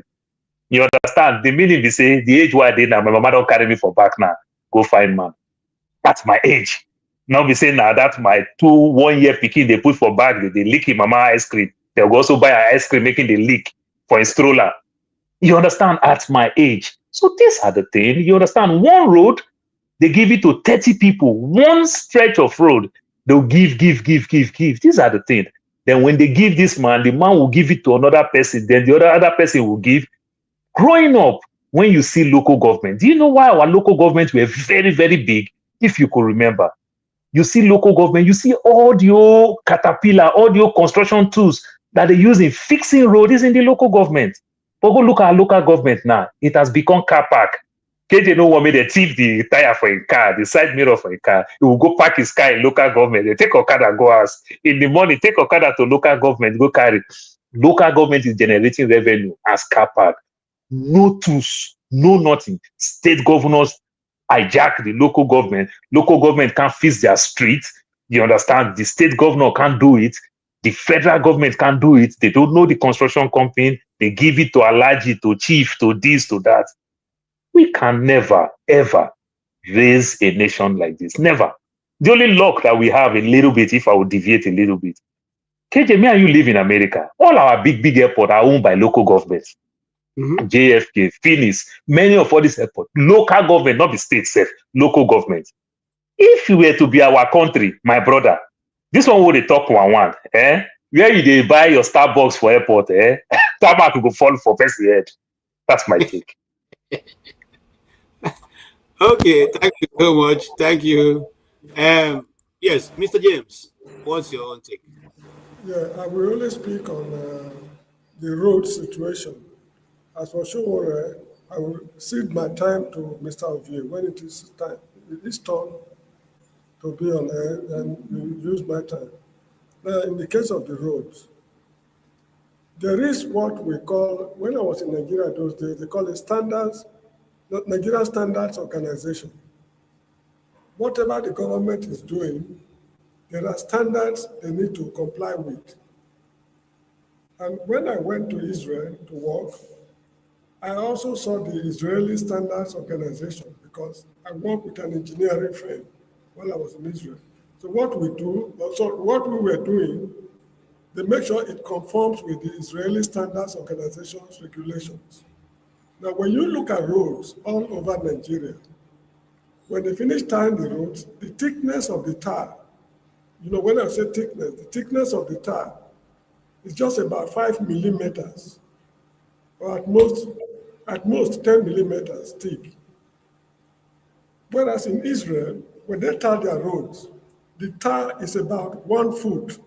1 foot is 30 centimeters thick. 1 foot is about 30 centimeters thick. And they tar their roads once in a lifetime. Once they finish tarring it, that is just all. When I also go to Johannesburg in South Africa, I met the same practice there. In fact, in South Africa, the engineers who construct the roads, they name the roads after them in appreciation of the good work they did. That is why in the city of Johannesburg, you have roads like Twist Street, SLM Street, Colsey Street, Claim Street, Plain Street. These are names of engineers. Quad Street, names of engineers that constructed the road. In appreciation of what they have done, they name the streets after them. And in Johannesburg, when they talk of street repairs, they don't mean retiring the streets, no. There's what they call robots. Robots are traffic lights. When they're changing the bulb of traffic lights, that is what they call street repairs. The zebra crossing, they repaint it again after so many years. But to tar the road that has already been tarred is not the habit of South Africans and Israelis. These are two countries I got used to. But however, the root cause of the matter is that the entire country is kaput. The health sector, education sector, transportation sector, water supply, and you name it, justice and all, they are all broken down. So we cannot exempt the transport, we cannot detach the transportation sector and condemn them, while at the same time other sectors of the economy or of the society, are all kaput. So this is how I see it. The country must be revamped as quickly as possible. In 2022, I remember, I think Ovie was there, when I was advocating that there's no need for the general election of 2023. That election was useless. We should revamp the country first, reorganize ourselves before we go into election. And I'm saying it again, the next election, 2027, is a scam. There's no need for that election. Nigeria should put their heads together, reorganize the country properly before they talk of election. If not, this problem will continue. So that's all I have to say. Thank you so much. Thank you so much, Mr. James. Thank you for your contribution also. Yes, the thing you said, I've heard it before. I think it was the journal I was reading also. And the person was saying that roads in South Africa is constructed with 50 years in mind. They don't construct it with anything less. No, it's a lifetime, Those who constructed the roads, they will not participate in repairing the roads. In part of my community, the one constructed by the colonizers are still there. Why the ones constructed by Nigerians are constantly being washed off? The ones that they did when they came to establish the Zoko leprosy home is still there. The houses they built is still there. Sorry, let me quickly chip in something. I'm sorry. Yes, go ahead. When I was in Jerusalem, we went to what they call the Wailing Wall or the Western Wall. That is the wall, the temple built by Solomon, centuries before Christ was born. When the Romans invaded Israel, they destroyed the temple. That wall was left standing. That wall is as solid as a rock. It's more solid. It's as solid as the rock of Gibraltar. That was the engineering of Solomon's time, not even Jesus Christ. There are many structures in Israel that were built in the days of Christ, like aqueduct. You know aqueduct, something like a tunnel that water passes. They were constructed in the days of Christ. Those structures are still there, as solid as the rock of Gibraltar. So what are we up to? Okay, thank you so much. And Mr. Igwe, where do you want to start from? Is it Tore? Is it from the I beg, we have to start from Nigeria. Headache is plenty. That is the problem that what is his name? Mr. Peter V is talking of. He said that it's not coming to give 100% of what we need in Nigeria, but to lay the foundation which others people will follow, so that we'll be able to get some certain things correct in Nigeria. What happened in all these roads, especially that coastal Calabar, Lagos Calabar coastal roads, shows the kind of government and kind of people who we call the elites in Nigeria. How many months? Is it up to 4 months? Let's say 3 months. They celebrate 29 or 19 kilometer roads. And what they celebrate now is what the erosion is washing out currently. Which means in next 1 year, that road will no longer existing again. And that the kind of fraud, that the kind of propaganda, that the kind of wickedness of some people have in mind of coming to Nigeria. For instance, everything they built under Tinubu or renovation, they name it after Tinubu. Before I forget, KJ, I received an information that National Association of Importers are protesting concerning the increase of import duty. Currently now, let me continue.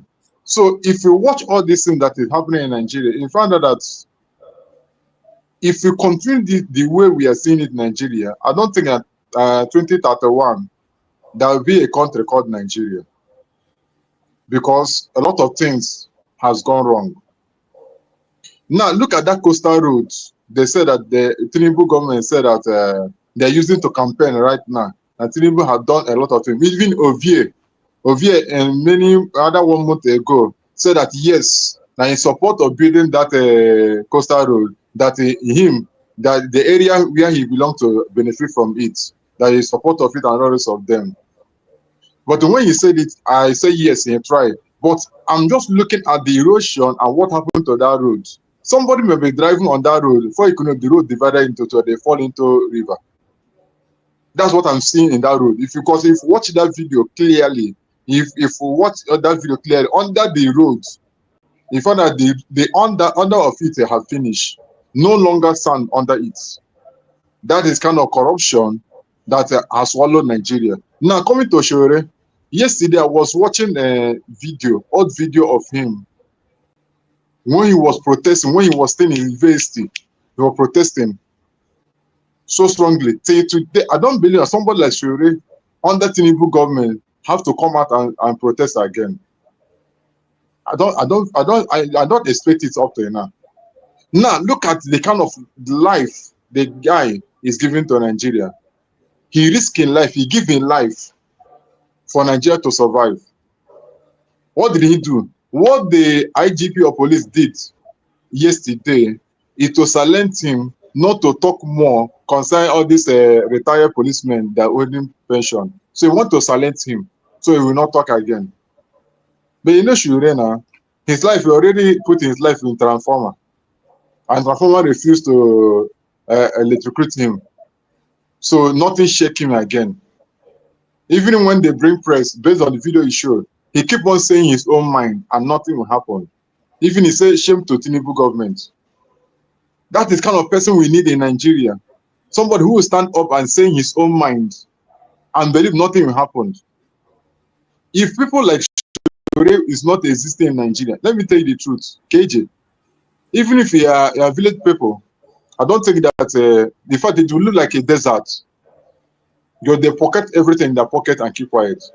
But people of Shore always remind them of the place they are failing, always make them to understand, we are still in Nigeria, we are seeing what they are doing, and we must talk. Like APC government, since I know APC government, it's full of propaganda. Yesterday being Friday, I saw when they are interviewing somebody of APC chieftain as Tinubu supporting group in Abia State, in Abia State. Common question Mr. Refai was asking him, he's not able to withstand the question that Mr. Refai Hosseini is asking him. And he even said that people have started campaigning. Why by him? He's there in Arise News campaigning for Tinubu. So that is kind of problem we face in Nigeria. Nigeria has finished. And the problem we are having right now, we need somebody who will revive the rule of law in Nigeria, who will make a difference, who will make sure that things work out in the right way. Thank you so much, Ego. We were told that Tinubu is the rule of law, so whatever he says is correct. Mr. Okweblo. Can you send me 1 minute? Yes, okay, take 1 minute, Mr. James. Yeah, exactly one. Yes, Mr. Bom Ray said that it has been revealed that the Wailing Wall was built by the Romans, not Solomon. Roman Empire collapsed in 467 AD or something like that. A structure that was erected in 467 AD is still standing rigidly like the rock of Gibraltar. So can you compare that with the engineering, the type of engineering we are practicing now? 467 AD, that is donkey years ago. Those who constructed that wall, they are all dead and gone. And the wall is still likely to survive another 1,000 to 2,000 years. So this is the point I'm making. Nigerian Standard Organization should be revamped. Thank you for the time. Thank you. And I thank Bom Ray for raising the issue. Thank you. The Nigerian Standard Organization has been there, but they are doing nothing. Just a name. Okay, Mr. Okpobolo, your principal said that they couldn't get any company in Nigeria that can build a good road, and so they brought this one, the Chagoris, who now are experts in building this kind of road that is required. Whereby Nigerians don't need to know the budget, but they spend as you go. And so far, it's the highest, the most costless road construction in Nigeria, 15 trillion. And we are seeing this kind of construction. What do you say? Do we need to ask Mr. Dave Umahi to give us a more understanding of what they are doing with their money? Because that road doesn't look like something that is worth anything at all. What we are seeing now, we have not even started using the road; it's already washing off. What do you say? I beg, no, they shortchange us. Now our time it is don't shortchange us, okay? 15 trillion as at today, okay? Now the budget as at now be that. Well, by next year we will see where we go. Where I go reach that kind 20 or 25. So easy, just be very say it the way it is, okay? The road never finish. When it finish, then we'll have a final total amount that the road will cost us. Abi, that's how we do our things. I think the videos that you play, right? The first video you play about that road where that guy they talk. One thing stand out for me, and I think that is where we the ordinary people should be channeling our attention to. It was shouting, "I want APC lele you, I want APC lele you," right? I think it's hard time we make the party more famous rather than the individuals, right? Because many times we say we no get credit people to go into election, right? But most of those credit people, quote unquote, one of their biggest hurdle is party. right? I mean, see, Obi today is a national phenomenon. I know say AAC people no one hear that. Obi is a national phenomenon, right? But he's struggling for party. So imagine every complaint we have, say now this party nine cosam, this party nine cosam, right? Yes, we understand saying now individual, but in a sense, individual actually come and go, but the party stays. So if the party stays, let our criticism, praise, whatever should go to the party, so that maybe as time goes on, the party go they select individual. Okay, I was this party is doing good. They know this party for so. Let me align with. That's what I picked up for that first video. Then on our leader, sorry. This is what 2 years to less than 2 years to election, right? Yeah, at the point, the APC has made it clear that Tinubu is their guy. What's his name? Atiku is, not anybody to tell you, it's okay. He's a man of the ADC and those sort of a thing. Obi, even without, without, as if they're homeless, but the followership is movement. They give everybody this they come. We are in this race, and for what they have achieved with just 4 people tweeting in the room last time, this time around, my fingers are crossed. I am waiting because I don't know what they are up to. I don't understand the game I play. I don't want to understand. Let me just wait for the end result. Abi, so Obi, as if you look at pay attention to all the headlines, right?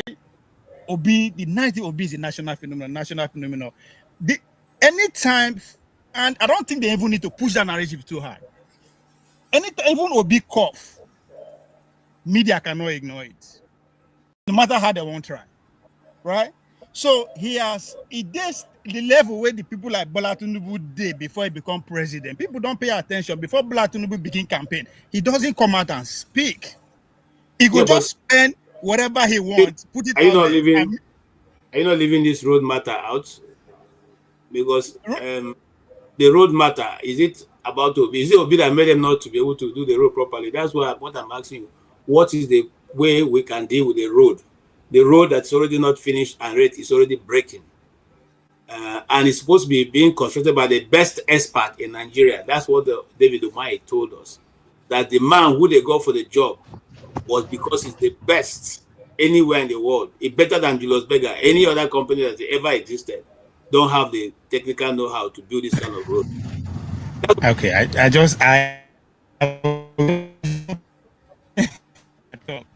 man, I be with the girl now. He's in Nigeria. You understand that? The guy in Nigeria, no. Like he was even before we get independent. So he is a Nigerian citizen. People don't get into all the permutation because they're in Lebanon, in the parent of Lebanon. No, but if you go by definition of that man, a Nigerian citizen, of course, I am not saying whatever that they are doing. I'm just telling you that at that level, unless you just know who they talk, what can we do? It's people don't understand the implication of turn by turn. People don't understand the implication. When I came out 2023, I said no to that bullshit. This is here I want to go. People don't understand. People are not seeing the future. This is what turn by turn is. So you think if Obi become president today now, of course he no go fit do anything by his own posture or whatever. So one Igbo man do stuff, but he won't do something now. They call us in Nigeria, I want to descend on now. I will just keep quiet. No. Unfortunately, that is what we are signing into. That's what turn by turn is all about. It's not just by presidency. Do and undo when it's your turn. Be patient. And I will tell you, but don't just die. Don't die. If you not die, you go reach your turn. So anything will happen now. For God's sake, if you go back to under bad stage, it happen. Under every presidency, happen. It's just that today, media is more. Everybody in our media. Everybody have so that it comes to us and say, "Oh, everything today shocking." No, it's not. There's nothing new that is happening. We just have more spotlight on as they happen, right? We are giving real-time information as they happen. That we know yes, let me say they can't tell us 3 months later, say this is what happened at the airport. We see it playing out. And I'm telling you, he's trying to get the attention of the president. That is the only person that can actually intervene to whatever that is going through. Nobody. And I'm not saying this because that's how, but that is the norm. That's who we are. Until we begin to face who we are, just not going to be, just the solution not going to come. So the road, it never finished. That's why when you said now 50 million, I said, no, that's me answering you, right? It's not the money going to increase. And what does that mean? If now 5 years, then budget before, but the road don't they spoil. As a contractor, what do? You extend your months now. You say, oh, now 6, so more money. So all this the way they happen, we know them. That's why earlier on I said people launch airline like broad daylight. They just can't. They watch airline. Like nobody saying that news. They tell us it was happening live. So what are we talking about? Now another party don't come. Are they being investigated? No. So the last 80 years of crime, they don't clean her out. And you come to say, like, I am not saying this to tell you that's what, but this is what I am seeing. I don't know what they see, but I am seeing the plane at broad daylight. So the road, no worry. I thought I said maybe in our, I said it when this guy tried to come, he said, I approved the room. Yes, and I said it in my approval. I said, I might not live to see the completion. I said it. So that is because of the Nigeria, because another person will come, he will say, no. There was a railway that was from Kano to Maraba. When was the last time you hear about that road anymore? Somebody go come, it is turn back turn. So let's just talk. So now going back to our leaders, because at this point we need to criticize Sowore for who he is. He is a damn leader. And if no one believes he's a leader, he has a political party, for God's sake. Nigeria has entrusted that party in his hand for the past 7 years. What is the progress report? I won't give up Nigeria. Let's be like, as I said, since the apple with our own koro eye, let's stop analyzing grammar. Shout out to my governor, Paulo. He is a political, he has his own party. What is the progress report? Okay, Ovie, let me stop you. I'm Nigeria trying to do 36,000 votes. Let's not disagree, but how far is that? Where are those 36 million? Okay, Nigeria can I has stop you? 77 local government. Which local government.aac reside? Can I stop you? Yeah, this is what they stand for. Ovie, can you hear me? Can you hear me? Can you hear me? Yeah, all right. I want to throw this in, and I'll start from you, and from there, when you answer, you also do your roundup. The APC is trying to drag former President Goodluck Jonathan into the race. You think he's accepting that position will be a good judgment in his own person as his person?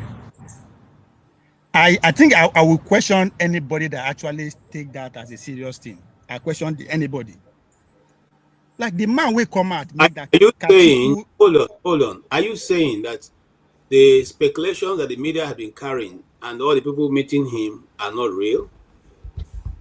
No, be just talking on media, they carry speculation, right? Okay. Now Kechuku, former president, can be the 9 come and talk. People should go and listen to what he said. Say alleged. Like, but just even look as a political animal that you, all right? Let's analyze it. How we in one beat. He know if he be sure what himself. Let's face it. Who is Goodluck Jonathan? He doesn't have that thing that we say they're going to use that to threaten anybody. No, he's just talk. We should not entertain those kind of conversation. It doesn't make any sense. It's not good. That's not Nigeria. Well, first of all, ask yourself, what crime Tinubu committed among the ruling class that they will not give him a second chance? This is a question that anybody can answer. Honestly, I'm not saying. I say among the ruling class. Forget the people. We don't count. People who have much at stake. What crime has he committed against them? Don't tell me the North, Nana. The North are just playing politics. That is how it should be played. You want to sleep because I come back? No. So I would dare say that news, not article be that. That's article signature. I believe it's article. It's just to dilute. Obedience should stay focused. I know what is also obedience because, as I said, I don't understand their moves. Because if 4 people think and talk 6 million, I don't know what's going to happen. But All these things, as far as I'm concerned, is same at the obedient. They have been distracted. Because obedient should understand by now that Tinubu, it's not even their problem. Their problem is that by turn, not that agenda. For me, it's not about 2027 because let's Obi came come 2027, beat that number, even in knowing. Trust me, come 2031, 4 out of every Nigerian. I don't care whether person they will be due to say we will be. Now the ruling class may find issue with that. How did they it's just to make sure that is the game I play. I don't see Tinubu losing, but Obi must not do well. Doing well that repeating the same results because two, they have to prove the organization. I can beat this guy because it's who can beat Obi 31 that we are going to look for. All right, thank you so much. Scene, maybe not my supplier. Thank you so much. He's doing a bad job, but thank you for this is giving what us. I'm saying. Thank you. So we should hold Showore as a leader responsible. What has he done for what little that has been given to him? What has he done? Has he able to motivate? Has he able to keep those people? If he can, all these antics. Go they stand for police and just want to be in the news. Earlier saw we are tired of that. Comrade, but I think he's gone. Comrade will have been able to tell us what Showore have done. But for me, Showore continues to remain an icon, even if he does have only one vote. Because you need disruptors, you need table shakers in a system to make that system be solid and think more of the people than themselves. Because just like a one-time president of America said, we have given you a republic, but only if you can keep it. And the Americans will simply tell you, we don't give an AAC, we give an AAC. What does it make of it? That's the make of AAC. That's not one with that, just small party. Political. The structure is one of the police, one of the Nigerian problem. It's one of the structure. You cannot feed one structure, make them give you everything. Now, if they could accuse Obi could not manage a Labour Party, could not manage Labour Party. Yes, he could not manage Labour Party. What are the two problems? Okay. When the ideology, for any village, don't go so that they can be the southeast. Don't continue with the west. Show where they control. Any village, this ideology is at play. That if you go there, you see what the future of Nigeria will be under show. What is at play? Okay. I mean, if one Nigerian party could be like AAC, then what is the difference between him and the rest?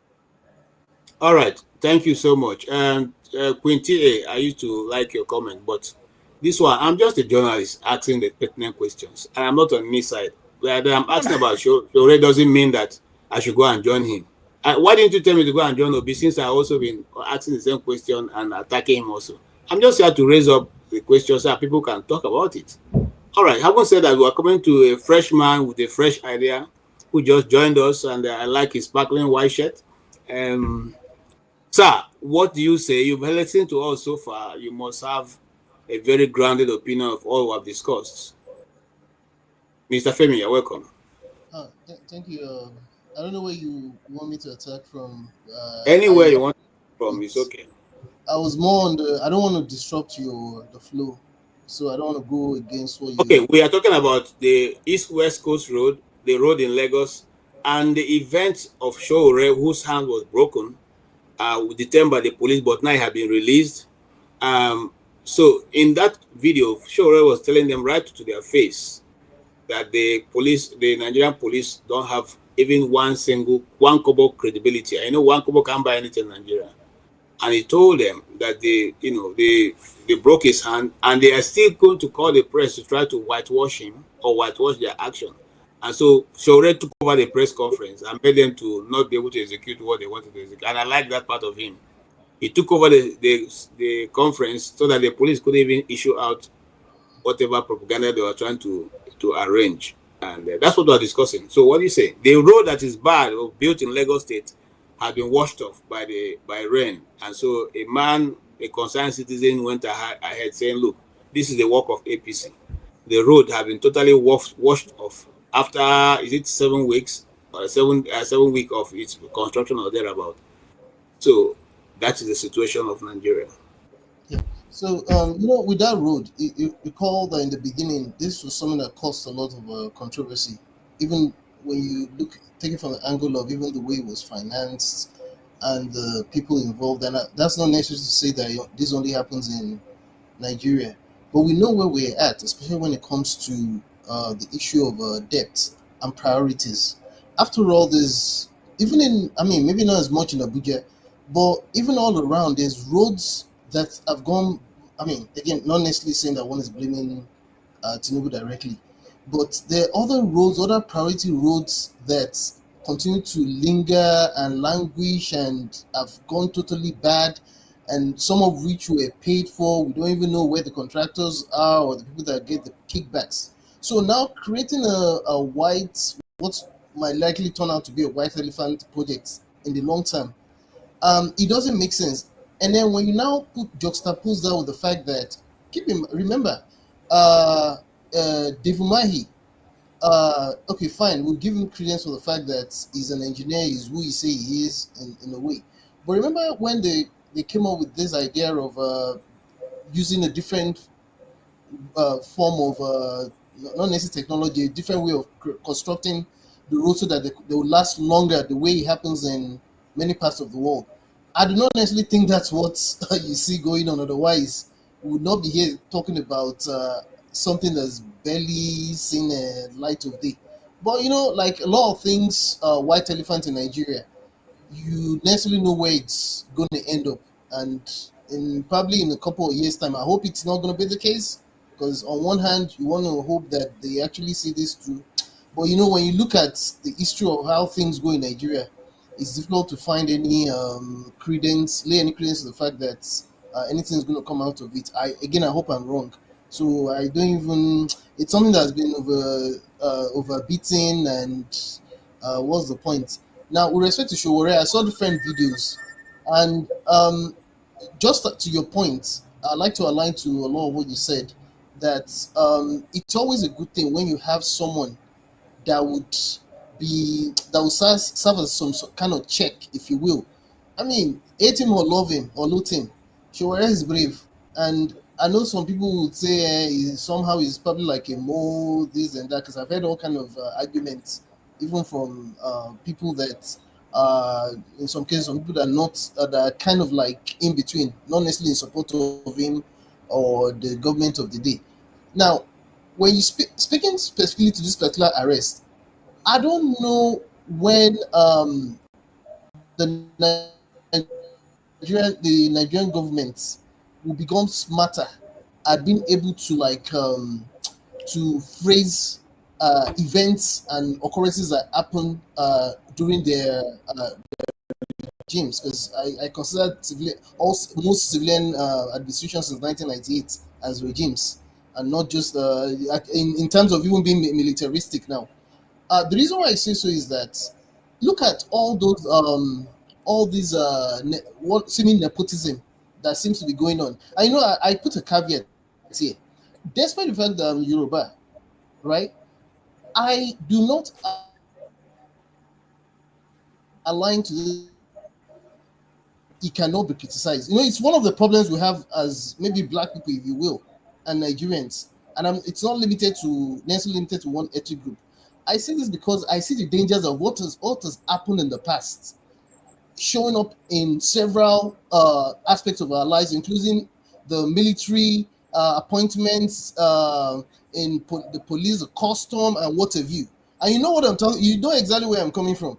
Why is it that this man, Ebet Tokun, is still in the IGP, despite the fact that he ought to have retired, and they had to make way they had to make way to make it make sense to those that they wanted to make sense to by retiring even those that should have been probably qualified to take over the position. They always find a way around these things. So that's a major concern for me in itself. Beyond the fact that they keep arresting him for flimsy excuses. And is it not even funny, ironic, that the same Showore was the same person that's prepared to actually go protest on behalf of those of them that would even retire later, not just the ones that have retired. You see the amount that is being quoted for those that are retired after 30 years in service and what have you. you know, finally, maybe as a just to lay to summarize, there's something you said to that comment by the one of the commenters on YouTube. I think people don't understand that when you're in the position of you're like a referee right now, you're supposed to act like that versus if you were one of those that were regular guests. It's a different thing. I don't think people think of things that way before they react. So I'll just keep it that way. Yeah, I thank you, Mr. Femi. And the truth of the matter, if you ask me, if I'm a panelist, I will tell you, even without missing word, that I like Shore. I like him. And I've said this many times. I am Igbo. We in our community, we do not frown at people who are stubborn. We correct them. We put them right. Say, this behavior you have is good, but do it this way, do it this way. We don't, because if the society lack people who will question the status quo, then that society is finished. So if you, so assuming that you are living in a small community surrounded by a river, and you don't even bother to say, okay, let me just take a dive and go and find out what is beyond the river. So all of you will grow up and die in that small island without anybody trying to say whether there's another life existing somewhere. If that is the case, then how will this world go? So people like Shore are pathfinders. Whether they make it to the end or not, that's left to God. But they are people who are very vital in the system. And that's why I will continue to support Nnamdi Kanu as far as I'm concerned. Because those people who ask the question, the pertinent question, is those who drive development in any community. I stand to be corrected by any other person. If you like, let me see who have just gone and look at this. KJ. Yes. Nobody will, and no blind man we say not see what Shore is doing. No, there are plenty who don't see what he's doing. They say he has not been able to get. How many votes does he have? It does not matter whether he has a vote or not. What matters is that he's able to shake the system. Hold on. KJ, what else do you want Nigerian to give him? Me and you are talking about him. There are 200 million Nigerians out there. In fact, there are 1 million Nigerians who are fighting like Shore. But we are talking about what else do you want? We are giving him a platform, even though he doesn't need it, because he built one for himself nationally. He has supporters. People, even though there are 3 people they support him, can we get 4? Doesn't need me. He has everything that he needs. When we are talking about the number 1 president, we are talking about Shore. What else do you want? Listen. Let me correct you over here. Let me correct you. Listen. All right. Let me give you my own point. Not that I'm correcting you. I mean, that's your point. What I'm saying is this: there's always going to be a time when there will be people who will disrupt the system. I know. Those people will raise. Hold on. You said hold on now. Tell us what to do for Shore. What I want you guys to do for Shore is to now take what he has been able to put on the plate, okay, and run with it. He may not listen. When Martin Luther King was making his very famous speech, he said, "I may not get there with you." So in the case of Shore, this may be all he can do. But see what but you are. Hold on now. Coming. Okay, hold on. When you carry your son on your shoulder, it's not because your son is better than you or bigger than you. It's because you are trying to let your son see another height, which you are not able to see. If that's the only thing you are able to achieve to make your son get to the height, a higher height beyond where you've been, your job is done. Today, as a simple question I ask. Okay, what did you ask? We can talk about that. No matter who you are, a Nigerian, no matter who you are, the Constitution does not discriminate. Everybody has equal chance to be the number 1 president. That's why that's what he wants. Nigeria, we are responding to him by talking about him because it's a popularity contest. So the question now is, go there and compete. They fight. What can we do? This is the best we can do. Talk about him, criticize him, praise him. This is the best we can do as Nigerian. Go and compete. He is competing with other Nigerians. To you, he is better than other Nigerians. You are entitled to that, but it's still a competition. You still have to go and compete. Now, if you say that they do a Ojoro, who they do? And me and you, they do a Ojoro. Now, in France, he's up there with them. We cannot do more than what we are doing today. Even if I criticize that from today, tomorrow, I am doing more than the people where they vote for him. Because that is what he needs. Right? So guess what? There's a reason we are not talking about Mr. James, you or me. Because we are not doing what he's doing. So to say, oh, he's doing so much for Nigerian, that's why we are talking about him. You understand? People are interested, even if they disagree with him. Right? That's what citizens can do. It is not you to strategize, because that thing that you want, I don't know why you want them. You have a will, you have your strategy. So is other person. Just little everything what they do so now that's supposed to do as in every Nigeria. So go and convince majority. Now, if as I said, if you say that they do Ojoro for you, again, what can we do as Nigeria? So we, as in Nigeria, we have number one problem first. So how do I survive? Because your ambition, now my long-term solution. Calm down. What that question will go to Mr. James as we try to begin to round up. Mr. James, what can Nigerians do to bring a progress, or to turn the wheel towards progress, or to even begin to look at another horizon other than what we are looking at? Because at our present horizon, we have been so inundated by tribalism, nepotism, sectionalism, and all the isms that we can think about. And that is a clog to the wheel of progress. What can we do to make to get the desired mileage in our progress as a nation?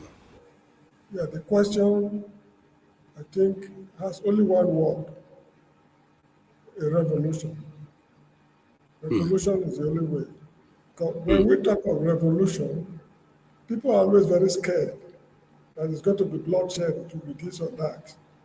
But it does not necessarily mean that there will be bloodshed. It depends on how it was handled. The word revolution is not a synonym for bloodshed. In English history, British history, there's what they call the Industrial Revolution. It has been acknowledged all over the world.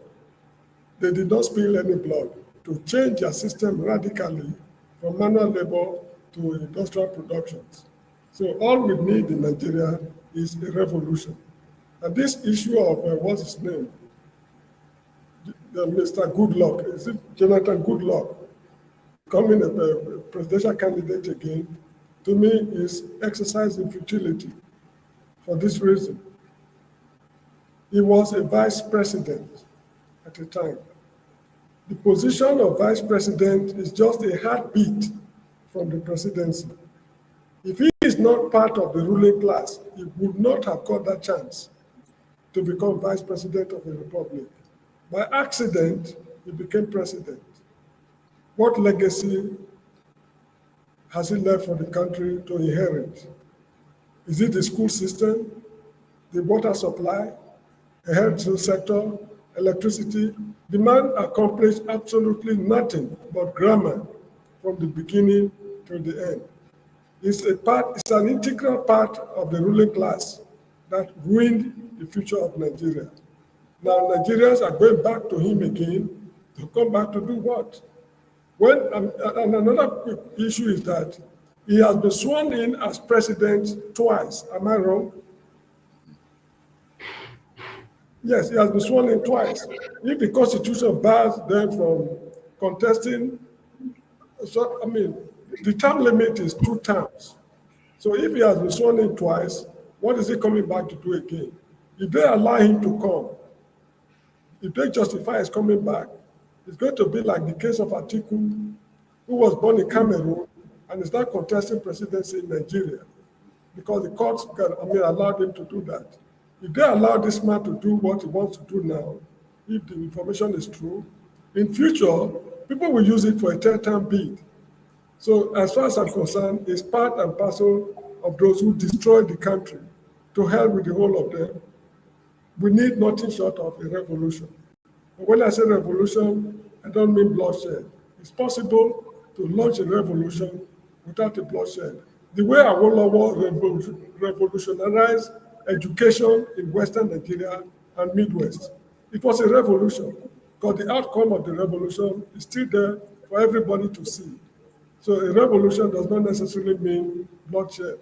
The present ruling class must be overthrown If you overthrow Bola Tinubu today, this problem will still continue. If Bola Tinubu should drop dead today, this problem will still continue. It is the ruling class that should be overthrown, and that overthrow will be a revolution. Thank you very much. It's about to rain here. The electricity might go up very soon. Thank you so much, Mr. James. You've been very, very, very wonderful. Thank you also. Are you in Nigeria, Mr. James? I thought it's only in Nigeria that they take light when it starts raining. No, they have some little problems with their power supply. It's far better here than Nigeria. Take it or leave it. Excuse me, Mr. KJ. Yes. How many times have I gone offline and did not return in less than 5 minutes? No, I can't remember anyone. Almost 3 years I've been on this program. Whenever the light goes off, in less than 5 minutes, it comes back again. Except if you turn off the lights, I can't remember. Except you turn it off yourself. So let's move on because we are rounding up, and I want Masca to speak for a while. Not all parts of the Gambia has electricity, but those parts that have electricity and water, the supply is guaranteed. Okay. Masca, you're welcome to this platform. I don't know, is it a strategy, political strategy that always coming in when we're rounding up so that we don't ask you plenty questions? No. What I like to do always is to listen. You know, in my religion, listening and trying to be quiet takes precedence over talking. You know, so I try to be more of a listener, and personally my problem is I talk too much. So when you get older, there are some things you try to change. Too much talking is one of the things that I try to downplay, but sometimes, you know, I actually come because I think KG, Mr. Okwebolo is gaslighting you. I only came in your defense. Now that you've come in, I want you to make your comment. Oh, now Mr. James, give me the power to all the issues that we have. Give me his time. So give us your take, and then we can move on to Femi, and before coming back to you to get hear your final listen. Okay, look, I think what I'll focus on is what Ovie spent a lot of time talking about, who is and it's a Showori. Look, all that KJ said is that Showore is a great man. Take it or leave it. I line solidly up behind KJ. Me, you, Ovie, and KJ, we are lesser men than Showore. Take it or leave it. We do more. Who disagree with him though? Let him make his comment now. Ovie, you have been talking so much. Leave him to make his comment. Ovie, wait for him to talk. He has been talking since. Relax, let him talk. All right. So I solidly line up behind KG, and I think you are just gaslighting KG. Your statement was that Nigeria has given Showore a platform, and you are asking him for a report card. That's what you said. You're doing a 360 also to make it sound as if you're not you're supporting Showore just by talking about him. Don't worry. So I'm just saying this is my read. This is how I like you most times, because when you speak, you say this is how you see it, and nobody can question that. It's the way you see things. I'm not saying this is the way I see your speech. Okay. I saw it as if you're trying to demean the guy because you gave him a political party and he has not done anything with that political party. And I think that Showore is not your run-of-the-mill Nigerian politician. He's actually a revolutionary. He's not a politician. So maybe what we can tell Showore is, look, what I've said most times is that Nigerians are not yet ready. You know, there is that thing they say that when you come before your time. As far as Nigeria is concerned, Showore has two parts. The revolutionary is very apt, like KJ said. If not for people like Showore, I will use what KJ said, but also I won't swear, but we will have seen it in this country. I know a lot of people that are like Showore, but I think we should give him credit. He brings a lot of value for the current Nigeria that we are. So that's one. I think I may likely agree with you. Master, also. can I correct something? Maybe you will change your mind for what I said. Let me just correct what I said. No, don't correct. So I'm hold running. Hold on. No. Let him talk. Please, don't. Please. Okay. Listen, Forefather is here. If you have more this thing, Forefather is going to start immediately this broadcast, and you can go there. I will continue the discussion, but we want to always keep. Misunderstood me. I've only 10 more minutes. No. I have so 10 more minutes to end it. So I want him to talk, and every other person take 1 minute to speak. So please, okay, if you don't mind. All right, go ahead. All right. So I think that Shore, as a revolutionary, is doing great, really. And I listened to the man several times. When he talks, he's not doing this for anybody to join him or for him to present any report card to anybody. He is doing what he is convinced that as a Nigerian, this is a God-given responsibility for him to do. This is why he is supposed to be doing. Whether we like him, we don't like him, whether we vote him, the problem is our own problem. And I totally agree with him. It's our own problem that we don't see what Showore is. But I will also agree with you, Ovie, that perhaps as a politician, if he's trying to play the politics, in the end, it's also going to come back to the same thing. It's simply because Nigerians are not smart enough to see who he really is. Because it baffles me how we demean this kind of people among us. Honestly, I live here in Nigeria, and I know what it is to challenge the government, in fact, to challenge an inspector of police, a common inspector. In fact, at the roadblock, it is foolhardy for you to talk to them anyhow. But to be inside police custody and to speak your mind, it's a thing of courage. These are the things you must encourage. I rest my case for that. Like I said, I just come because I think Ovie, who is my very good friend, we see things a lot in similar light. But I think on this, you did not hear what I said. From what you said, you did not hear what I said. Okay, Ovie, hold on. You will say what you want to say. Let's just allow Master. No, but it's not fair, KJ. If I am wrong, I would like to be corrected. No, because listen, Master. The thing is that we always want to keep to time these days. I have less than 8 minutes, and I want to hear Forefather in 1 minute. I want to hear Mr. James in 1 minute. I want to hear Ovie in 1 minute. If I leave Ovie and I go talk for the remaining 5 minutes, I will not be able to get. But can I ask Forefathers a favor? Maybe he can give Ovie 1 minute out of his time. He has only 1 minute, so if he gives the 1 minute, we will have nothing to say. Okay, 30 seconds. Give Ovie 30 seconds. No, but we get 1 minute to round up now, you said. Yeah, that's what I'm saying. So if you take 1 minute from Forefather, then what does it have? Nothing. Because we're now at 53 minutes. So just 7 minutes left. All right, let's go ahead. Mr. Forefather, are you giving him your 1 minute? Why should I? I have to at least announce the next show. And then look at this one. It's the only 1 minute I have. The show is ending. It's not like I can wait 15 minutes and speak again. What are you going on about? Okay. So, yeah. I will just stop at Showore since it's 1 minute. Showore may be a great man, just like Tinubu is a great man. Does it mean he's a good man for the entire system? It doesn't necessarily equate so. Somebody might be doing something. It doesn't mean he's not a gatekeeper for that stuff. Do you understand the concept of controlled chaos? Where they will appoint people to do a certain task that they know is going to happen, but because now they have control over the person that is carrying out that task, they can manage it. And I worry sometimes when I look at Showore, I don't.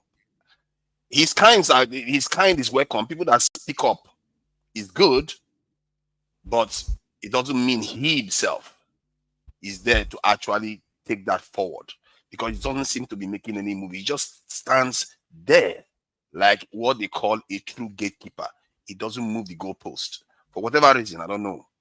I don't know how many writings has Showore done. Has he come up with any concrete ideology for the last 20 years? Nothing. Hollow. We have to look at whom we are following. He may be a greater man than I am, than all of us here, but it doesn't mean he's good for the greater good of our people. That's where I'll leave it. Thank you. Thank you so much for that. Thank you for keeping the time too. I appreciate that. Mr. James, and then I want to say this to you, for further, to what you have said. Not every hunter comes back with a big hunt, but their presence in the forest keeps all the animals on their toes and uneasy. So the mere fact that there are 10 hunters in the bush and one person will go with the big hunt, but the animals know there are more than one person in the bush, and consequently they cannot relax. That's what we are saying here. Okay, as long as they know that there's a show someone who will make noise and say the IG is illegal, which is illegal, they will not continuously to do things that are illegal. I think that's how I see it, and it takes courage to do that. I don't think I can do that. I don't think I can stand the police station and be insulting them and tell them they have no credibility. People are useless. It's going to be difficult. I don't want to die yet. You know, I have children and a family. Like I say, concerning Obi, if I was Obi, I wouldn't be fighting with people. With that kind of wife, nah, I'm going to enjoy myself. But anyway, go ahead, Mr. James. Yeah, you make concluding comments, huh? Sorry? You said concluding comment. Your concluding comment for what? Yeah, I would like to say, in the Bible book of Ecclesiastes, chapter 1, verse 9, I think chapter 1, verse 9, the writer said, there is nothing new under the sun. That is the case of Nigeria. Nothing new coming out of Nigeria. It's all bad news. Whenever we come here, from beginning to the end, there's nothing credible. We talk about Nigeria. So we need to change the system. And the only change, as I said earlier, is a revolution. Thank you. Thank you so much. Ovie, 1 minute. Yeah, I see get 1 minute. Now you allow me to beg to Niger. I go catch him next time. Me and him go meet soon. 1 minute. See, Maska. Yeah, to Niger, by the way, at times if you make some contribution, I go put you above Professor Pato Tomi. But at times you go make some, I go say, why you know what for Monday, Paolo? You know, you you made a point that that's a different conversation. Nigerians don't want to hear that. What you just said, Nigeria never ready for that kind of conversation. They're never ready. Maska, what I am saying is, I am agreeing with whatever hierarchy you want to give up. It be God or whatever. I am agreeing with you. But I am saying now, we should hold him to account just like every other leader. He is a leader. I mean, not be leader. So because he's a leader, we should not question his leading ability, leading capacity again. The same accord we are giving to every other leader in our society, we should also give it to him. He is a leader. So as a leader, you've been in our face for almost 10 years. Is it a bad thing to say, come on? How far? Because you are asking us to give you the whole country. Based on what? That you run the media empire? Good. That was yesterday. For the past 10 years, what have you been doing for the past 10 years? That's what we are going to judge you on. That's the question I'm asking. I'm not saying he's not great. It's whatever you want him to be. But I have the right to on him as a leader in my community. Your 1 minute is up. So you have a political party called AAC. Your 1 minute is up. Okay. Hold on for forefather. You continue the argument there. So it's not because they come. Your political every day with the question PDP, AAC, Labour Party. You see the same problem. Ovie, your time is finished. Your time is finished, Ovie. Let's question AAC. After AAC, now they say no. It's a no. Not question it. Go ahead, Master. KJ, I would. I think I will rest my case seriously. All right. Well, okay. I think at a higher level, I would build on what Mr. James said. He's talking about revolution, but I think for me that it's far down the road. Where we really need to even start is to awaken the people. And like I would say, because you can't start talking revolution with the mindset where the average Nigerian head is, what pot the Nigerian head is inside now. You can't even start talking about anything change. You have to bring the heads out of the pot they currently are inside. But I think also before you start talking about the general masses, people like me and you and forefathers and Ovie and Femi, it should start with us. We should, yes, argue here on this platform, but we should sit together once in a while and say, okay, how do we go individually and try to awaken our people? Okay, let's move. Thank you so much. I really appreciate it. Femi, 1 minute, because we are entering into Fofalas this thing now by 1 minute. So 1 minute given to you. And just to take you from where and the rest of guys, sorry, I may have to take you down so that we all can now get into that this thing. Please, Fofala, advertise your link so that people can see it. Go ahead, Femi. Fofala, I can't hear what they're saying. No, I'm just sharing the link now. Okay, so Fofala is sharing his link to everybody who is on the comment section. The topics are not concluded. You know, the army guy is still not spoken. We've not talked about that. The Trump issue, we've not talked about it. And Fofala, you can find those videos loaded just in case you don't have yours. They are on the media assets. You can see them. You can also talk more of the road on the road. We didn't talk about Ojikalu saying that other politicians are crooks and that he's only him and Dele Momodu that are the only clean people in Nigeria. So you can equally discuss that. It's open to you. We didn't talk about the KWAM apology, which is neither here nor there. You have, you know, and all the videos are out there. The army guy spoke very eloquently. It's also there. You can, you know, and then I don't know all that you're bringing, but those are some of the things that you may want to look at. Yes, Femi. Yeah, just to take you from where Mask has stopped, I am of the opinion that it's true that many Nigerians, if not most or all, are truly ready for change and they're truly hungry for it. But I often wonder, whenever I meditate about things like this, if Nigerians actually know the kind of what change actually represents, especially knowing the kind of games that both the leaders and in some cases the led, because you can't take away the fact that the led as well can be complicit depending on their interests, religious, ethnic, and economic, and what have you. So I guess the conversation starts from probably trying to sit, especially those that do not know at all, think they know. I mean, whatever that means. I mean, I don't know it all. Anyway, maybe I don't know anything. But it's a matter of probably starting from probably ourselves and trying to see how we can as much as possible dissociate ourselves from our common incumbrances, like again the aforementioned ethnicity and what have you, because hunger, economic Malay does not know religion or race or ethnicity. All right, thank you so very much. On that note, gentlemen, I'll thank you for being here with us today.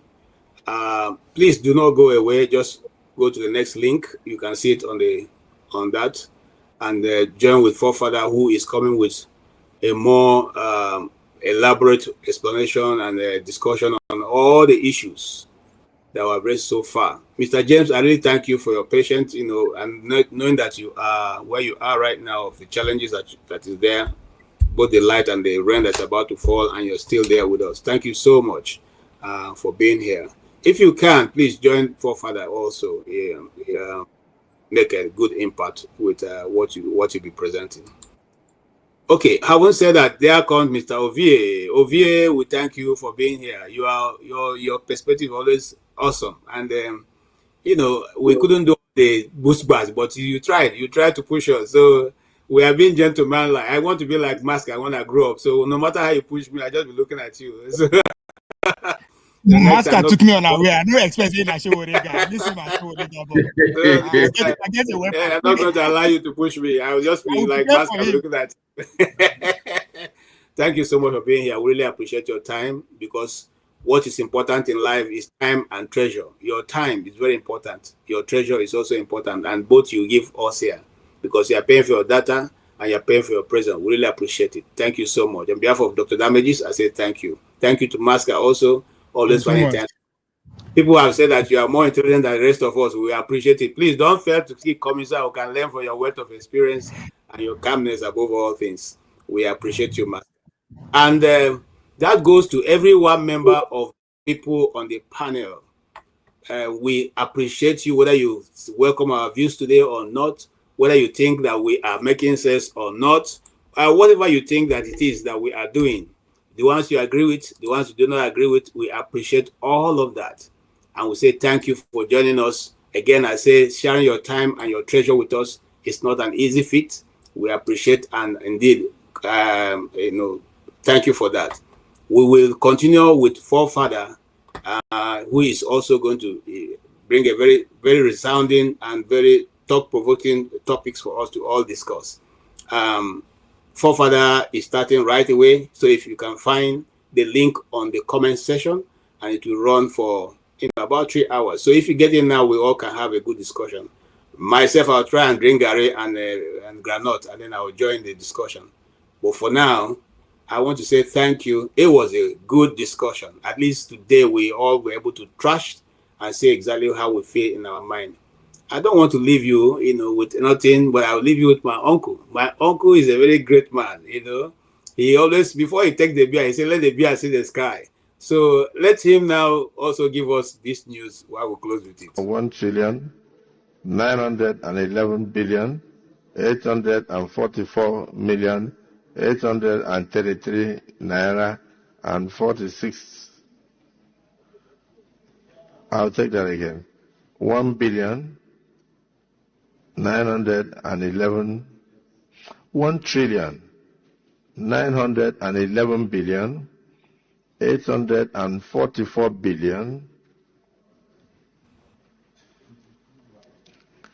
trillion. This money is too much for me.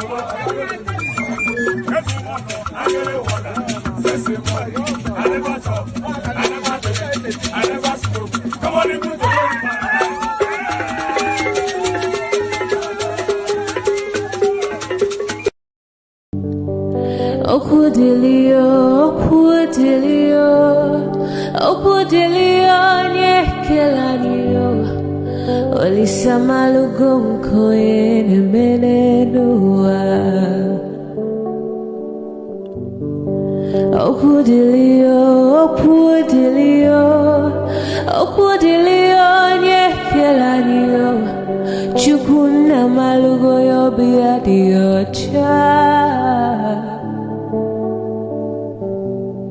Agaranya chogo kowe bili Agaranya chogo